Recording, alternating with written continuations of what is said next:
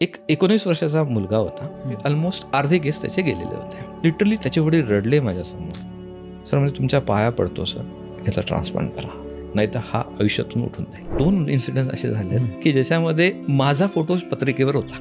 म्हणजे माझा काही संबंध नाहीये, पण नाही सर तुमच्यामुळे माझं लग्न होतं. डॉक्टर, गेलेले केस खरंच परत येतात? मी ज्या दिवशी ठरवलं की मी हेअर ट्रान्सप्लांटेशन करेल, मी ह्याच गोलसाठी आतापर्यंत धावतोय की मी कशा पद्धतीने एवढं नॅचरल देऊ शकेल की त्याच्या जवळ दररोज असणारा मनुष्य सुद्धा ओळखू नाही शकला पाहिजे की हे हेअर ट्रान्सप्लांट. बऱ्याच वेळेस आम्ही केक सुद्धा कट करतो. तर अशा पद्धतीने पेशंटला एक मोटिवेट करण्याचा प्रयत्न असतो, कारण की बरेच पेशंट्स डिप्रेस, फ्रस्ट्रेटेड आणि डिसअपॉइंटेड असतात. इंडियातले डॉक्टर हे जगातले सगळ्यात स्किलफुल डॉक्टर असतात. हेअर ट्रान्सप्लांटेशनमध्ये डिटेलिंग खूप आहे. हेअर ट्रान्सप्लांटेशन केल्यानंतर ते नॅचरल, अनडिटेक्टेबल असायला पाहिजे. ज्यावेळेस मी प्रॅक्टिस स्टार्ट केली त्यावेळेस लोक हे विचारायचे, सर केस येतील का?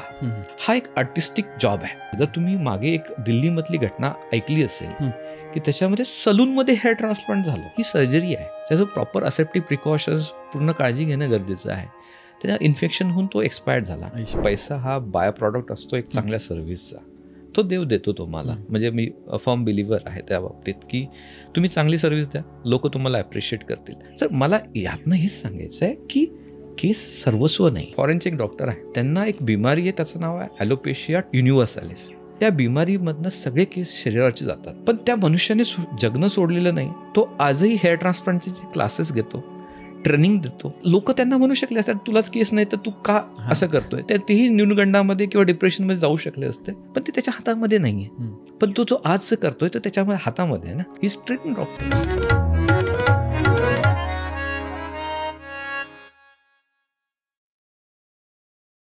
नमस्कार मंडळी, वायफळ कुतूहलच्या या नव्या कोऱ्या भागामध्ये मी सुयोग आणि प्राची तुमचं स्वागत करत आहोत. खरं सांगायचं झालं तर लहानपणीपासूनच मला डिस्कवरी चॅनल असू दे, नॅशनल जिओग्राफिक चॅनल असू दे, हिस्ट्री चॅनल असू दे, किंवा इव्हन आपलं दूरदर्शनवरचे जे सकाळचे कार्यक्रम असायचे अन्नदाता वगैरे सारखे, किंवा आमची माती आमची माणसं, हॅलो डॉक्टर, किंवा हे जे काही असे तज्ज्ञ लोक येऊन काय काय गोष्टी सांगायचे ते पाहायला मला फारच आवडायचं आणि अजूनही आवडतं.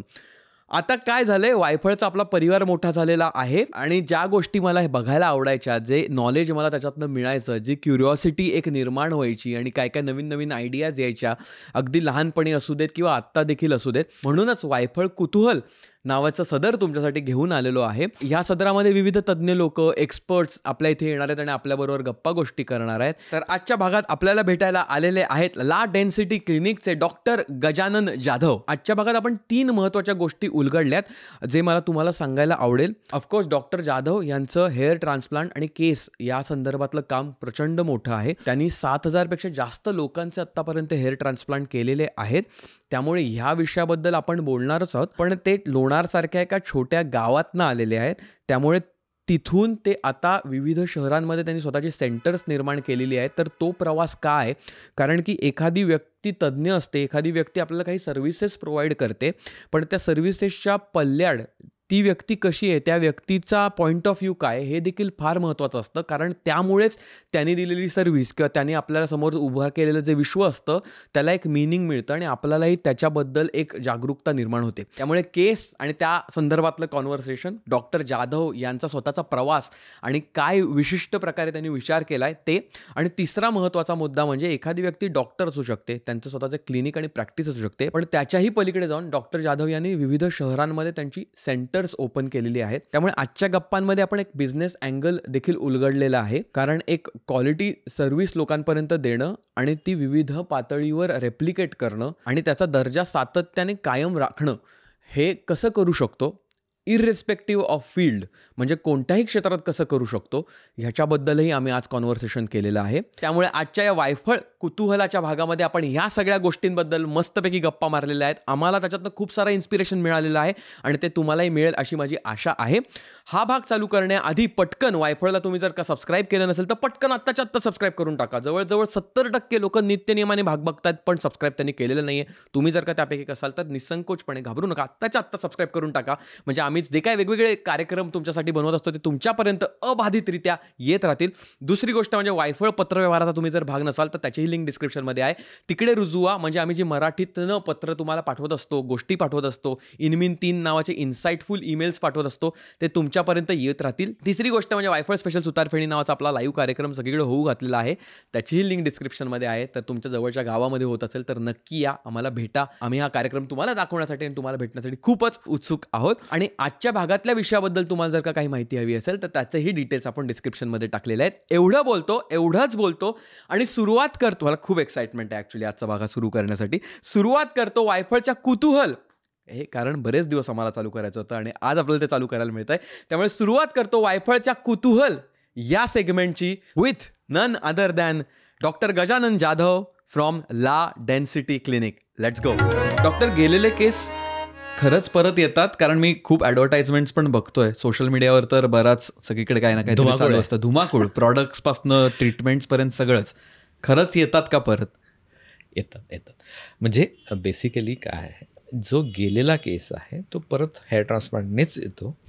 किंवा तुमचं काही आज तुम्ही डेंग्यूने बिमार आहात किंवा तुम्हाला कोरोना झाला होता, त्यानंतर तुमचे जर केस गळायला लागले आणि ते गळत आहे, तर त्यावेळेस तुम्ही ट्रीटमेंट जर केली तर ते केस आपण थांबवू शकतो आणि जे गळालेले केस आहे ते आत्ताच नुकतेच गळालेले केस ते परत येऊ शकतात. बिकॉज एक स्पेसिफिक त्याच्यावरती फॉलिकलवरती इन्सल्ट झालेला असतो. म्हणजे की एक तर ऑक्सिजनची कमी असते किंवा व्हायरसचा इफेक्ट असतो किंवा काही टॉक्सिन्स असतात की जे केसांना रिलीज करतात. बेसिकली काय, बॉडीसाठी केससुद्धा हा एक नॉन इम्पॉर्टंट ऑर्गन आहे. त्यामुळे बॉडी सुरुवातीला प्रिझर्व करते ब्रेन, हार्ट, लंग्स, किडनी आणि लिव्हर. ह्यांना सगळ्यात पहिले त्यांच्यासाठी इम्पॉर्टंट गोष्टी. Without this you can not survive. Right. बॉडीलाही माहीत आहे. त्यामुळे बॉडी काय करतं, जे काही इम्पॉर्टंट ऑर्गन्स आहेत त्यांना न्यूट्रिशन, ब्लड सप्लाय सगळा तिकडे डायव्हर्ट होतो. ऑक्सिजन वगैरे सगळ्यात पहिले तिथे डायव्हर्ट होतो. त्याच्यामुळे काय होतं की केसांना हा कमी पडतो आणि ते केस गळायला लागतात. कारण की त्यांच्याकडे तेवढा सप्लाय न्यूट्रिशनचा आणि ऑक्सिजनचा नसतो. म्हणून कधी पण फीवर नंतर किंवा स्ट्रेस नंतर केस पहिले गळतात. That is one of the sign की तुमची बॉडी स्ट्रेसमध्ये आहे. राईट. तर हे केस आपण आणू शकतो परत मेडिसिन आणि इंजेक्शन्सद्वारे. आणि टकल्यावर ते जे केस आहेत, जे गेलेले आहेत, ते आपण ट्रान्सप्लांटने आणू शकतो. ओके. ज्यांच्याकडे डोनरच नाही, मागच्या भागात केस नाही, त्यांना हेअर ट्रान्सप्लांटेशन सक्सेसफुल होऊ शकत नाही. कारण की दुसरं कोणाचे केस हेअर ट्रान्सप्लांटेशनमध्ये चालत नाही, स्वतःच लावायला. येस. कारण की तुम्ही बघितलं असं किडनी आपण दुसऱ्याची लावतो, लिव्हर लावतो, हार्टसुद्धा आजकाल करतात, ट्रान्सप्लांट करतात. तसं केसांच्या बाबतीत हे अलाउड नाही आणि बऱ्याचपैकी सक्सेसफुल सुद्धा होत नाही. Got it. आणि आता एवढे हजारो पेशंटना तुम्ही ट्रीट केलेलं आहे, तर साधारणपणे काय वयोगटाचे लोक जास्त आत्ता हेअर ट्रान्सप्लांट कडे वळत आहेत? 25 ते 40 हा मॅक्सिमम वयोगट आहे. कारण की ह्याच एजमध्ये आपले ॲस्पिरेशन्स खूप असतात. प्रोफेशनली असो की फॅमिलियल असू देत, गोल्स असतात, वेगवेगळे गोल्स आपल्याला करायचे असतात. इनिशियली आपला 25व्या वर्षामध्ये आपण कदाचित जॉब सर्च करत असतो, मुली सर्च करत असतो लग्नासाठी, आणि नंतर एकदा लग्न झाल्यानंतर आपण प्रोफेशनली आपण स्वतःला बिल्ड करत असतो. बरोबर. So you are become owner किंवा तुम्ही त्या अशा पोझिशनवरती असतात की जिथे तुम्हाला प्रेझेंटेशन स्वतःला द्यायला लागतात. So you want to look better. तो कॉन्फिडन्सचा एक भाग पण होऊन जातो बऱ्याच वेळेस की अरे मी तर 30व्या वर्षी एवढा छान माझे केस होते, आता 35व्या वर्षी मी दिसत नाही आहे. सो तो एक प्रकारचा एक भावना क्रिएट होते की नाही, केस असलेलं बेटर आहे. म्हणजे 35 वर्ष असं असतं की युजली लोकांना फारसा फरक पडत नाही, but as a part of professional confidence ते करतात. बरोबर. 25व्या वर्षामध्ये तो जास्त स्ट्रेसमध्ये असतो, पण 35व्या वर्षामध्ये लग्न आणि 2 मुलं झाल्यानंतर तेवढा तो स्ट्रेस राहत नाही की आता चला लग्न झालं आहे, आता काही गरज नाही, अब क्या बचा आहे. पण जे लोक प्रोफेशनली ॲस्पिरंट जास्त असतात, ज्यांना करिअर करायचं असतं, वाढायचं असतं, ते लोक युजली ट्रान्सप्लांटसाठी ऑप्ट करतात. राईट. आणि जसं म्हणालो की पुरुष आणि बायका ह्याच्यात, बायका थोड्या ह्या क्षेत्रात किंवा ह्या पर्टिक्युलर डोमेनमध्ये लकी आहेत, कारण त्यांचे केस बॉल्डनेसचा इन जनरलच सायंटिफिकली आणि बायोलॉजिकली रेट कमी असतो. तरी पण हे दोन्ही गटांसाठी असतं. येस. जिथे केस नाही आहे तिथे ट्रान्सप्लांट करता येतं. फिमेल्समध्ये पण फिमेल पॅटर्न बॉल्डनेस असतो, पण त्यांचं बॉल्डनेस काय असतं, हॉर्मोनल सपोर्टमुळे टिकून राहतं बऱ्याच वर्ष. ओके. ते युजली पेरिमेनोपॉज म्हणजे मेनोपॉज होण्याच्या 4-5 वर्ष अगोदर ते चालू होतं आणि ते नंतर ॲडव्हान्स होतं. ओके. त्यामुळे फिमेल्स तुम्ही 30-35 वया गटात युजली बॉल्डनेस दिसत नाही. त्यांचं बॉल्डनेस स्टार्ट होतं की तुमचा जो भांग पाडतो आपण, त्याला मांग असं म्हणतात, ते वाढत जातं, ते गॅप वाढतो, इथनं असं वाढत जातं. राईट. तर त्याची सुरुवात असते आणि ते युजली एक 55-60 वर्षामध्ये ते पूर्ण होतं. तर अशा केसेसमध्ये सुद्धा ट्रान्सप्लांटेशन शक्य आहे. ओके. त्यामुळे त्या दोन्ही पद्धतीने दोन्ही पण गटांसाठी फिमेलमध्ये लेटर लाईफमध्ये होतं, मेल्समध्ये युजली 25-20 वर्षापासून आपलं होतं. जसं आपण मगाशी म्हणत होतो की अर्ली प्रीमॅच्युअर आता जरा तो टाइम स्केल पण आता हलायला लागलाय, थोडं अजून यंग जणांकडे यायला लागलाय. कसं वाटतंय आज वायफळवर येऊन? वायफळ एकदम अतिशय एनर्जेटिक वाटतंय आज. म्हणजे एक डॉक्टर त्यांच्या डोक्यात काय चालतं आणि एवढा मोठा तुम्ही जो बिझनेस एक्सपांड केलाय हेअर ट्रान्सप्लांटमधला, त्याच्या मागे काय आहे? कारण की जसं तुम्ही म्हणालात, तुम्ही लोणार सरोवरच्या जवळ तुमचं गाव, तिथेच गाव? तिथेच माझं शिक्षण लोणार सरोवरच्या काठावरती झालंय.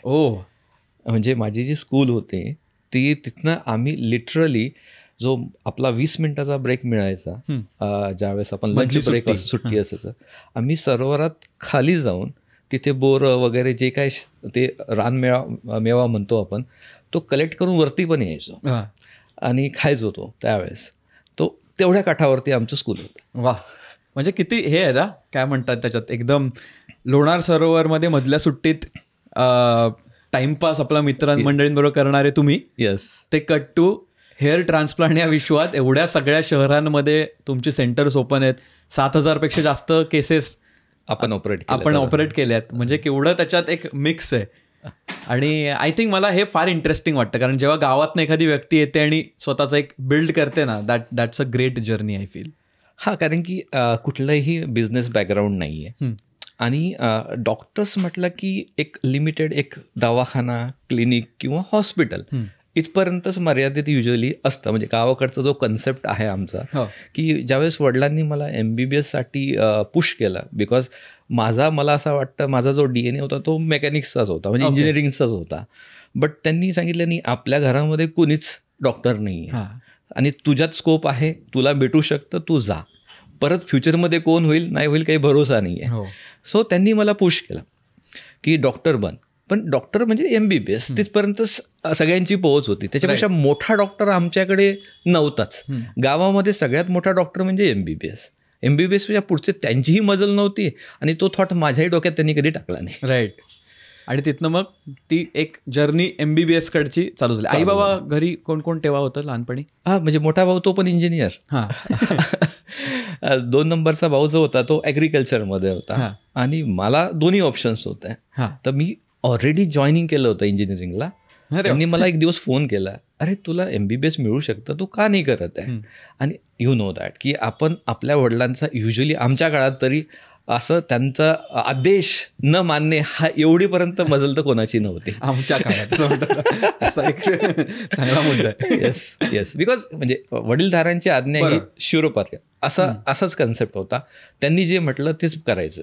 म्हणजे आमच्या ज्या लोणार ह्या तालुका प्लेस आहे, एकदम छोटासा तालुकाही तो पर्यटनामुळे झालेला. त्याची लोकसंख्याही तेवढी नव्हती की तो तालुका म्हणून घोषित करावा. पण ते पर्यटन असल्यामुळे त्यांना ते घोषित करण्यात आलं. तर आमच्या एरियामध्ये डॉक्टर, इंजिनियर आणि टीचर हे 3च जॉब माहीत सगळ्यांना. चौथा जॉब हा कोणी विचार पण करू शकत नाही की दुसरं काही करिअरसुद्धा असू शकतं. इथे कसं आपण मुलांना विचारतो, तुला काय व्हायचं आहे रे? तर तसं आमच्याकडे काही नव्हतं. हे 3च ऑप्शन्स होते आणि आम्ही काही विचार नव्हता केला की आम्ही काय बनणार आहोत. फक्त अभ्यास करायचा, चांगला अभ्यास करायचा, पुढे जे होईल ते होईल. म्हणजे वडील म्हणते तिकडे जायचं तर तिकडे जायचं, किंवा आपले टीचर्स असतात जे ते सांगतात की तुम्ही आमचे टीचर सांगायचे मेकॅनिकल इंजिनिअरिंग एव्हरग्रीन ब्रँच, तिथं तुम्हाला कुठेही जाता येईल, असे आमचे फिजिक्सचे टीचर्स सांगायचे. मग आम्ही म्हणूनच मेकॅनिकल केलं. मी पण मेकॅनिकललाच ॲडमिशन घेतलं होतं, बिईंग की त्यावेळेस नवीन कम्प्युटर सायन्स आलं होतं आणि तिथे ओक चालला होता. तरी पण मी मेकॅनिकलमध्ये, कारण की आमचे जे मेंटर म्हणता येईल त्यांना, टीचर्स, त्यांनी तेच सांगितलं. त्यामुळे त्यांना फॉलो करणे, वडिलांना फॉलो करणे किंवा टीचरला, त्याच्यापेक्षा हुशार मनुष्य आमच्या गावात सापडणारच नाही. त्याच्यामुळे कोणाला फॉलो करायचा हा मोठा प्रश्न असायचा. त्यामुळे ते जे सांगतील तेच करायचं. त्यामुळे पहिले इंजिनिअरिंगला गेलो, नंतर वडिलांचा फोन आला, अरे तू MBBS कर, मग MBBSला आलो. स्वतःचं असं काही मत वगैरे काही नव्हतं त्यावेळेस, काही इच्छा वगैरे काही नव्हती, काही करायचंच नाही टू बी ऑनेस्ट. फक्त अभ्यास करायचं सांगितलंय, चांगले मार्क आले पाहिजे तेवढे चालू आहे, नॉट मोर दॅन दॅट. मग MBBS करताना, कारण MBBS मध्ये ऍप्लिकेशन पण खूप असतं ना, शिकवतात, प्लस तुम्हाला एक ठराविक कालावधी पण पेशंट्स बरोबर घालवायला लागतो. हे सगळं करत असताना मग डर्मॅट आणि मग हेअर ह्याकडे कसा कल वळला आणि ते कुठून, म्हणजे तो ट्रिगर आला की मला ह्याच्यात काहीतरी करायचं? MBBS झाल्यानंतर एक मिडल क्लास मेंटॅलिटी अशी असते की वडिलांनी आपल्याला आता शिकवलंय, एवढा खर्च केलाय आपल्यावरती, तर आपलं काहीतरी देणं लागतं. हे ज्या दिवशी MBBS पास झालं त्या दिवशी डोक्यामध्ये असतं. आता हे मला असं वाटतं की ते युजली माझ्या जनरेशनच्या किंवा माझ्या 5-10 वर्षाच्या पुढच्या जनरेशनमध्ये सुद्धा सगळ्यांच्या डोक्यामध्ये, मिडल क्लास लोकांच्या मुलांच्या डोक्यामध्ये हेच असतं. म्हणजे ज्यावेळेस माझ्याकडे मुलं येतात काही करायला की आता माझं MBBS झालं, मी काय करू, मी त्यांना ऑलवेज सांगतोय की तुम्ही जॉब बिलकुल करू नका MBBS नंतर, तुम्ही PGची तयारी करा, काहीतरी स्पेशलिस्ट बना. कारण आता तर स्पेशलिस्टची दुनिया आहे. बरोबर. आमच्या काळामध्ये तरी ॲटलिस्ट MBBS नंतर तुम्ही काहीतरी प्रॅक्टिस करू शकत होता. आणि वडिलांच्याही डोक्यात तेवढं होतं, MBBS झाला म्हणजे खूप मोठी गोष्ट आहे. आमच्या आजूबाजूला कुठे कोणी MBBS बघायला पण मिळायचं नाही लवकर. आता तर एवढे कॉलेजेस आणि एवढे स्टुडंट बाहेर पडतात की त्याला व्हॅल्यू कमी झाली आहे. पण 1998मध्ये माझी ज्यावेळेस MBBSला ॲडमिशन झाली त्यावेळेस आमच्या तालुक्यातनं 3च मुलं होते, ते MBBSला ॲडमिशन मिळाले. तर त्यावेळेस MBBSची व्हॅल्यू होती ॲज अ फॅमिली फिजिशियन म्हणून. तो जो कन्सेप्ट होता सुरुवातीला की काही जरी झालं तर त्याच डॉक्टरांकडे जायचं, मग तो सांगेल पुढे काय करायचं. सो ती व्हॅल्यू होती फॅमिली फिजिशियनला. नंतर फक्त स्पेशालिटीची दुनिया आली. तर सुरुवातीचे 2 वर्ष मी ह्याच डायलेमामध्ये घातलेत की PG करावी की नाही करावी. मग थोडा हाफ हार्टेड अभ्यास केला, थोडे पैसे पण कमवलेत, वडिलांना थोडा सपोर्ट करूया, फॅमिलीला सपोर्ट करूया, असे 2 वर्ष घातलेत. पहिला वर्ष ONGCमध्ये मस्तपैकी AC मध्ये रिगवरती घालवलात, सकाळ संध्याकाळ खायचं, बढियापैकी झोपायचं, अभ्यास फक्त म्हणजे पुस्तक उघडलं की झोप यायची अशी कंडिशन त्यावेळेस होते. सो ते सोडलं, मग नाही आपल्याला नाही जमणार आहे, मग पेरिफेरीला जाऊया, तिथं काय काम नसतं, 2 तासाचं PSCवरती काम असतं, 4 गोळ्या असतात त्या लिहायच्या असतात, मी काय कंपाऊंडर काय, त्यांना सगळ्यांना तेवढंच माहीत असतं की ह्या 4 गोळ्या लिहायच्यात काही जरी झालं तरी. तर त्याच्यानंतर म्हटलं अरे आपलं डिव्हॅल्युएशन व्हायला लागलं आहे, आपण मुंबईसारख्या ठिकाणं MBBS केलं आहे, एवढं सगळं आपण काम केलं आहे आणि आपण करतोय काय. मग त्या दिवशी ठरवलं की PG इज मस्ट, त्याच्याशिवाय तुमची व्हॅल्यू पण होणार नाही, तुमच्या एज्युकेशनला व्हॅल्यू पण येणार नाही. Right. So I left everything, थेट मुंबई गाठली, PGची तयारी चालू केली. पण कोर जो इंटरेस्ट होता तो मेडिसिन फील्डमध्ये होता. सुरुवातीला असं वाटायचं की मी हा मेडिसिनचाच मनुष्य आहे, मला ICUचे पेशंट बघायला आवडतात, मला क्रिटिकल पेशंट ट्रीट करायला आवडतात. OPDमध्ये जो फर्स्ट आपण जातो त्यांच्याकडे तो MD मेडिसिन असतो युजली. गावाकडे पण MD मेडिसिनकडेच पहिले जाणार, म्हणजे हार्ट अटॅक असो किंवा पोट दुखत असो, आपण युजली फिजिशियनकडे जातो. बरोबर, टच पॉईंट तो असतो. मग त्यामुळे ते अफेक्शन त्यावेळेस होतं. मग मेडिसिन करायचं, पण 3 महिन्याच्या प्रिपरेशनवरती मला मेडिसिन काही मिळालं नाही. मग पॅरलल ब्रँच दुसरी कोणती असेल तर मग ॲनेस्थेशियामध्ये क्रिटिकल केअर हा एक चांगला पार्ट असतो की तुम्ही इंटेन्सिव्हिस्ट बनवू शकता, तुम्ही ICU मॅनेज करू शकता. सो दॅट मी मग टाटा कॅन्सर हॉस्पिटल जे आपलं परेलचं आहे, बरोबर, तिथे मला थँकफुली ॲडमिशन मिळाली, one of the best college for the anaesthesia. पण तिथे सगळं हायटेक, सगळं हँड असायचं, म्हणजे मशीन्स ह्या त्या, आणि ज्या जुन्या गोष्टी असायच्या त्या फक्त म्युझियममध्ये ठेवल्यासारख्या आम्हाला दाखवायला असायचे. हे त्या काळात असं व्हायचं. सो ॲनेस्थेशिया घेतलं, छान वाटलं. मग नंतर JJला गेलो, JJला एकदम क्रॉस, म्हणजे ज्या म्युझियममधल्या गोष्टी होत्या त्या ॲक्च्युअली वापरायला होत्या म्हणजे दोन्ही एंड करायला मिळाले. त्याच्यानंतर मग ॲनेस्थेशिया प्रॅक्टिस स्टार्ट केली, ICU क्रिटिकल केलं, छान वाटायचं, पैसे वगैरे पण मिळायला लागले. फ्रीलान्सर म्हणून एक हाय रिस्क टेकिंग ॲनेस्थेशियोलॉजिस्ट म्हणून एक माझं नाव पण झालं मार्केटमध्ये की अरे कुठे काही होत नसेल तर या डॉक्टरना बोलवा, हा करून देतो केस. सो सर्जनला पण असं असतं ना की माझी केस झाली पाहिजेत, पण डॉक्टर ॲनेस्थेटिस्टने रिजेक्ट केली तर केस होणारच नाही. राईट. मग त्यावेळेस मी ज्याने JJ पण बघितलं आहे, ज्याने टाटा पण बघितलं आहे, आणि एक टाटाचं नाव असं आहे की सगळ्या गोष्टी तुम्ही करू शकता तिथे एकदा गेल्यानंतर, की तुम्हाला कुठलीही प्रोसिजर करायला काही अवघड नाही आहे. म्हणजे तुम्ही डोळे बंद करून सुद्धा पेशंटला श्वासनलिकेमध्ये नळी टाकू शकता, इथपर्यंतचं ट्रेनिंग असतं. सो छान होतं सगळं. But one day I realise की आपण जे सगळं करतो आहोत याने आपलं नावच होत नाही. म्हणजे आपण जर ICU मध्ये पेशंटला ट्रीट करतो आहोत तर you are not the first face. म्हणजे फिजिशियनने पेशंट ICU मध्ये ॲडमिट केला किंवा कोणीतरी दुसऱ्याने ॲडमिट केला, तुम्ही ट्रीट करता आहात. व्हॉट एव्हर यू गिव्ह, म्हणजे तुम्ही कितीही लेवलपर्यंत त्याची चांगली सेवा करा, त्याला ठीक करा, तुम्हाला त्याचा रिवॉर्ड नाही मिळत. तो रिवॉर्ड मिळतो जो फ्रंट जो डॉक्टर आहे, बरोबर, ज्याने ॲडमिट केला की अरे ह्या डॉक्टरने ॲडमिट केला, त्याचा पेशंट चांगला झाला. पैसा हा काही सगळं नसतोच. एक सर्टन लेवलनंतर तुम्हाला कुठेतरी असतं की एक रिकग्नायझेशन किंवा क्रेडिट म्हणतो ना आपण, तसं एक माणसाची मेंटॅलिटी असते, माझी आहे. म्हणजे कदाचित चुकीची असावी पण आहे की यार मी जर काम करतो आहे तर मला त्याचं ॲटलिस्ट 2 ॲप्रिसिएशनचे वर्ड्स मला पेशंटकडनं हवेत. मी त्याच्यासाठी डॉक्टरकी केली आहे. कारण तुमच्यासाठी तो अस्पेक्ट पण महत्त्वाचा होता, रिलेशनशिप बिटवीन. म्हणजे पेशंटनी मला 2 चांगले शब्द बोलणे, अरे डॉक्टर साहेब तुम्ही खूप छान काम केलं, हे मला तेवढं नव्हतं मिळत जेवढं माझं काम होतं. राईट. इव्हन ॲनेस्थेशियामध्ये पण सेमच असतं. माझ्याकडे 2 वर्षाचा मुलगा येतो, त्याच्या श्वासनलिकेमध्ये फॉरेन बॉडी म्हणजे एखादा आपण म्हणतो की शेंगदाण्याचा दाणा अडकतो किंवा कधी कॉईन अडकवतो, त्या श्वासनलिका बंद होण्याच्या मार्गावर असते. तर ह्या पेशंट्समध्ये तुम्हाला ट्रीट करताना पेशंटचं ऑक्सिजन बंद करून तुम्हाला पेशंटला काम करायला लागतं. म्हणजे लिटरली पेशंट निळा पडतो आणि पेशंटला त्यातनं, कारण की श्वासनलिका आणि श्वासनलिकेमध्ये अडकलेला हा तुमचा फॉरेन बॉडी हा एकत्रच असतो. तर ही एवढी हाय रिस्क ॲनेस्थेशिया केस असते, पण याच्यामध्ये ॲप्रिसिएशन 0 आहे. का? कारण की ज्याने फॉरेन बॉडी काढली तो सर्जन नसतो. सो असं कुठेतरी वाटायला लागलं की ही फील्ड आपल्यासाठी नाही आहे. त्या दिवशी ठरवलं की एक नावलौकिक मिळवणारी फील्ड हवी, जिथे ॲप्रिसिएशन असेल, जिथे क्रेडिबिलिटी असेल, जिथे थोडंफार नाव होईल. राईट. बिकॉज ह्या दोन्ही फील्ड अशा, ज्या दिवशी तुम्ही थांबलात, ज्या दिवशी तुमचं कुठलाही डिसॅबिलिटी आली, त्या दिवशी तुमचं इन्कम 0. मग काय करायचं? आपण लेबर वर्क थोडी आहोत. We are something having a speciality training, ज्याच्यामध्ये स्किल्ड वर्क आहोत. पण स्किल्ड ज्या दिवशी आपलं काम नाही करणार त्या दिवशी तुम्ही 0 होणार. ही एक भीती निर्माण झाली अचानक. 2 मुलं झालेत, फॅमिली झाली, मग यांचं फ्युचर काय आहे हा विषय थोडा डोक्यात यायला लागला. मग त्या दिवशी ठरवलं की हेअर ट्रान्सप्लांटेशन करूया. मग hair transplantation being anaesthesiologist as a outsider आहे मी. म्हणजे जर आपण विचार केला की हेअर ट्रान्सप्लांटेशन डर्मॅटॉलॉजिस्ट किंवा प्लास्टिक सर्जन, बरोबर, त्यांचा विषय, त्यांचाच तो विषय युजली आहे. हेअर ट्रान्सप्लांटेशनमध्ये ट्रेनिंग सगळ्यांनाच लागतं, भले डर्मॅटॉलॉजिस्ट असो किंवा प्लास्टिक सर्जन असो. हा त्यांचा सिलेबसचा भाग फार कमी आहे. डर्मॅटॉलॉजिस्ट आर बेसिकली फिजिशियन्स, बरोबर, पण स्किन आणि हेअरचा पार्ट असल्यामुळे त्यांना त्याच्यामध्ये ॲडव्हान्टेज असतं. राईट. की तुम्ही सर्जरी केलं तर तुम्हाला जास्त माहीत असल्यामुळे तुम्ही बाकीच्या पण काय कंडिशन्स असतात त्यांना तुम्ही सोबत धरून चांगलं ट्रीट करू शकता. So government has given permission for dermatologist to do hair transplantation. आणि प्लास्टिक सर्जन तर basically they are plastic surgeons, त्यामुळे तो कॉस्मेटिक किंवा ती जे त्यांनी कॅटेगराईज केलं आहे त्यांना ती परमिशन आहेच. बिकॉज पहिले FUT असायची, स्ट्रीप असायची, टाके वगैरे पडायचे, नंतर ट्रान्सप्लांटेशन, हां, नंतर त्याचा ॲडव्हान्समेंट FUE मध्ये झालं, ज्याच्यामध्ये स्टिचलेस सर्जरी झाली, ज्याच्यात एक केस काढून लावतो आपण. तर त्याच्यानंतर मग असं ठरवलं की आपण डर्मॅटॉलॉजिस्ट पण होणं गरजेचंच आहे. कारण की आपल्याला त्या लेवलपर्यंत एज्युकेशन मिळायला पाहिजे, त्या लेवलपर्यंत आपलं ट्रेनिंग झालेलं नाही. राईट.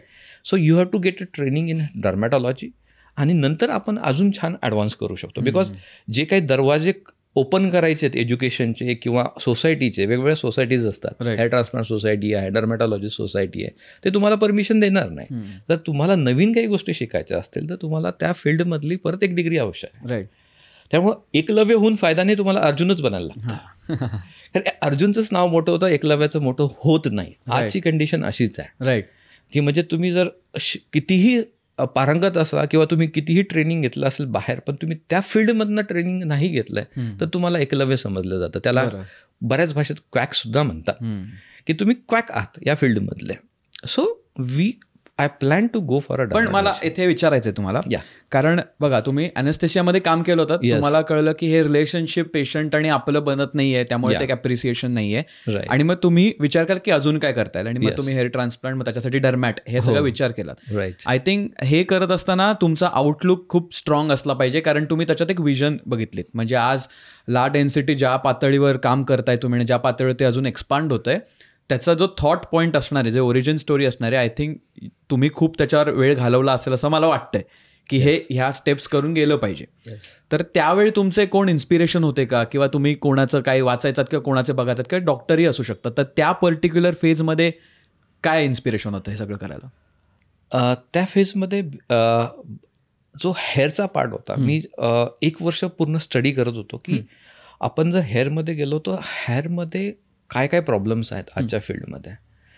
तर ज्यावेळेस मी बघितलं की त्यावेळेस मी इस्तांबूल आणि टर्कीला खूप फॉलो करायचो, मी त्यांचे व्हिडिओज बघायचो, बिकॉज टर्कीमध्ये बऱ्यापैकी त्यावेळेस ॲडव्हान्स लेवलवरती हेअर ट्रान्सप्लांटेशन व्हायचं. असं मगाशी आपण म्हणत होतो त्याला, येस, हेअर ट्रान्सप्लांटची पंढरी म्हणतात कॅपिटल आपण. Yes, capital of hair transplantation at least for south म्हणजे युरोपियन आणि बाकी वेस्टर्न कंट्रीजसाठी तरी आहे. सो त्यांना मी फॉलो करायचो आणि आपल्या इथले रिझल्ट बघायचं. त्यावेळेस मला जाणवलं की खरंच कोणी काही करत नाही आहे, फार कमी लोक आहेत की जे त्या लेवलचं हेअर ट्रान्सप्लांट करतात की जे नॅचरल असायला पाहिजेत, जे फुल डेन्सिटी दिसायला पाहिजेत किंवा जे सॅटिस्फॅक्टरी असावं. म्हणजे ज्यावेळेस मी प्रॅक्टिस स्टार्ट केली त्यावेळेस लोक हे विचारायचे, सर केस येतील का, म्हणजे हे वाढतील का, येतील का, हे आपलेच केस आहेत का, हे असे सगळे क्वेश्चन्स असायचे जे की आज युजली कोणी विचारत नाही. आज विचारतं सर नॅचरल दिसेल का फक्त, आणि पूर्ण कव्हर वगैरे होईल का. पण त्यावेळेस लोकांना फार नवीन विषय होता, क्वेश्चन मार्क होता, म्हणजे काहीच माहीत नव्हतं. तर त्यावेळेसचा तो एक जो स्पेस बनला होता की जो गॅप होता की ट्रान्सप्लांट करणारा कुणीही प्रॉपर नाही आहे की जो इन डेप्थ नॉलेजमध्ये आणि ज्याचं करिअर म्हणून घेईल. मी त्याला माझी पॅशन बनवली. राईट. म्हणजे पूर्णतः 10 वर्षाची ॲनेस्थेशिया प्रॅक्टिस सोडून कम्प्लिटली शिफ्ट होणे in to a hair industry हे फार रिस्की होतं. पण कुठेतरी असं वाटत होतं की आपण ह्या सेक्टरला कुठेतरी लीड करू शकतो, कुठेतरी न्याय देऊ शकतो. हीच भावना मनामध्ये घेऊन पुढे थोडं वाढवण्याचा प्रयत्न केला. आणि जे ला डेन्सिटी झालं आहे त्याचं नावच त्याच्यामुळे आहे की मी ज्यावेळेस आपल्या इंडियन लोकांचे रिझल्ट बघायचो तर एक केस इथं, एक केस दुसरीकडे लावलेला असायचा, कुठेही प्रॉपर नॅचरल डेन्सिटी नसायची. मग डेन्सिटी सगळ्यांना हवी असते. केसांची दाटपणा, केसांची घनता, केसांची डेन्सिटी फार आवश्यक आहे. म्हणून संकल्पनेतून नाव निघालं ला डेन्सिटी. आणि आय वॉज लाईक म्हणजे मी फ्रेंचसाठी मला थोडंसं अट्रॅक्शन पहिलेच असायचं म्हणून म्हटलं चला एक ला म्हणजे द डेन्सिटी म्हणजे डेन्सिटी, म्हटलं फ्रेंच नाव ठेवूया आणि इंटरनॅशनल जाऊया. ज्या दिवशी नाव ठरवलं त्या दिवशीच ठरलं की इंटरनॅशनल पेशंट करूया आपण काही दिवसांनी. हा विजन करून पुढे चालला. 2012 साली नाही, ॲक्च्युली स्थापना 2016 झाली. ला डेन्सिटीची. त्याच्या अगोदर मी प्रॅक्टिस करत होतो. पण ला डेन्सिटी हे 2016 साली स्थापन झालं. येस. तर मला अजून आता ह्या क्षेत्राबद्दल थोडं जाणून घ्यायचंय. जसं मगाशी आपण म्हणालो टर्की हे आता एक कॅपिटल झालंय हेअर ट्रान्सप्लांटचं. येस. पण भारतही आता मागे नाही आहे फार. कारण नंबर बघितले आपण तर आय थिंक टर्कीचे नंबर 2 पटच जास्त आपल्यापेक्षा. पण तिथे ती इंडस्ट्री आधी चालू झाली. राईट. त्यामुळे आय थिंक भारतातही खूप ह्याच्यात आहे. गरज तर खूपच आहे, कारण आपल्या इथे ला डेन्सिटी ऑफ लोकच एवढी जास्त आहे, आपली एवढी मोठी पॉप्युलेशन आहे, तर गरज आपल्या इथे आहे.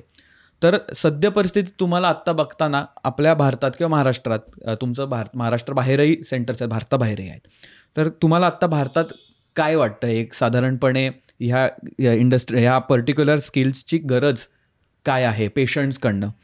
किती वयातले पेशंट्स आपल्याला आता साधारणपणे दिसत आहेत? कारण आता हा अवेअरनेस झालाय, आधी नव्हता.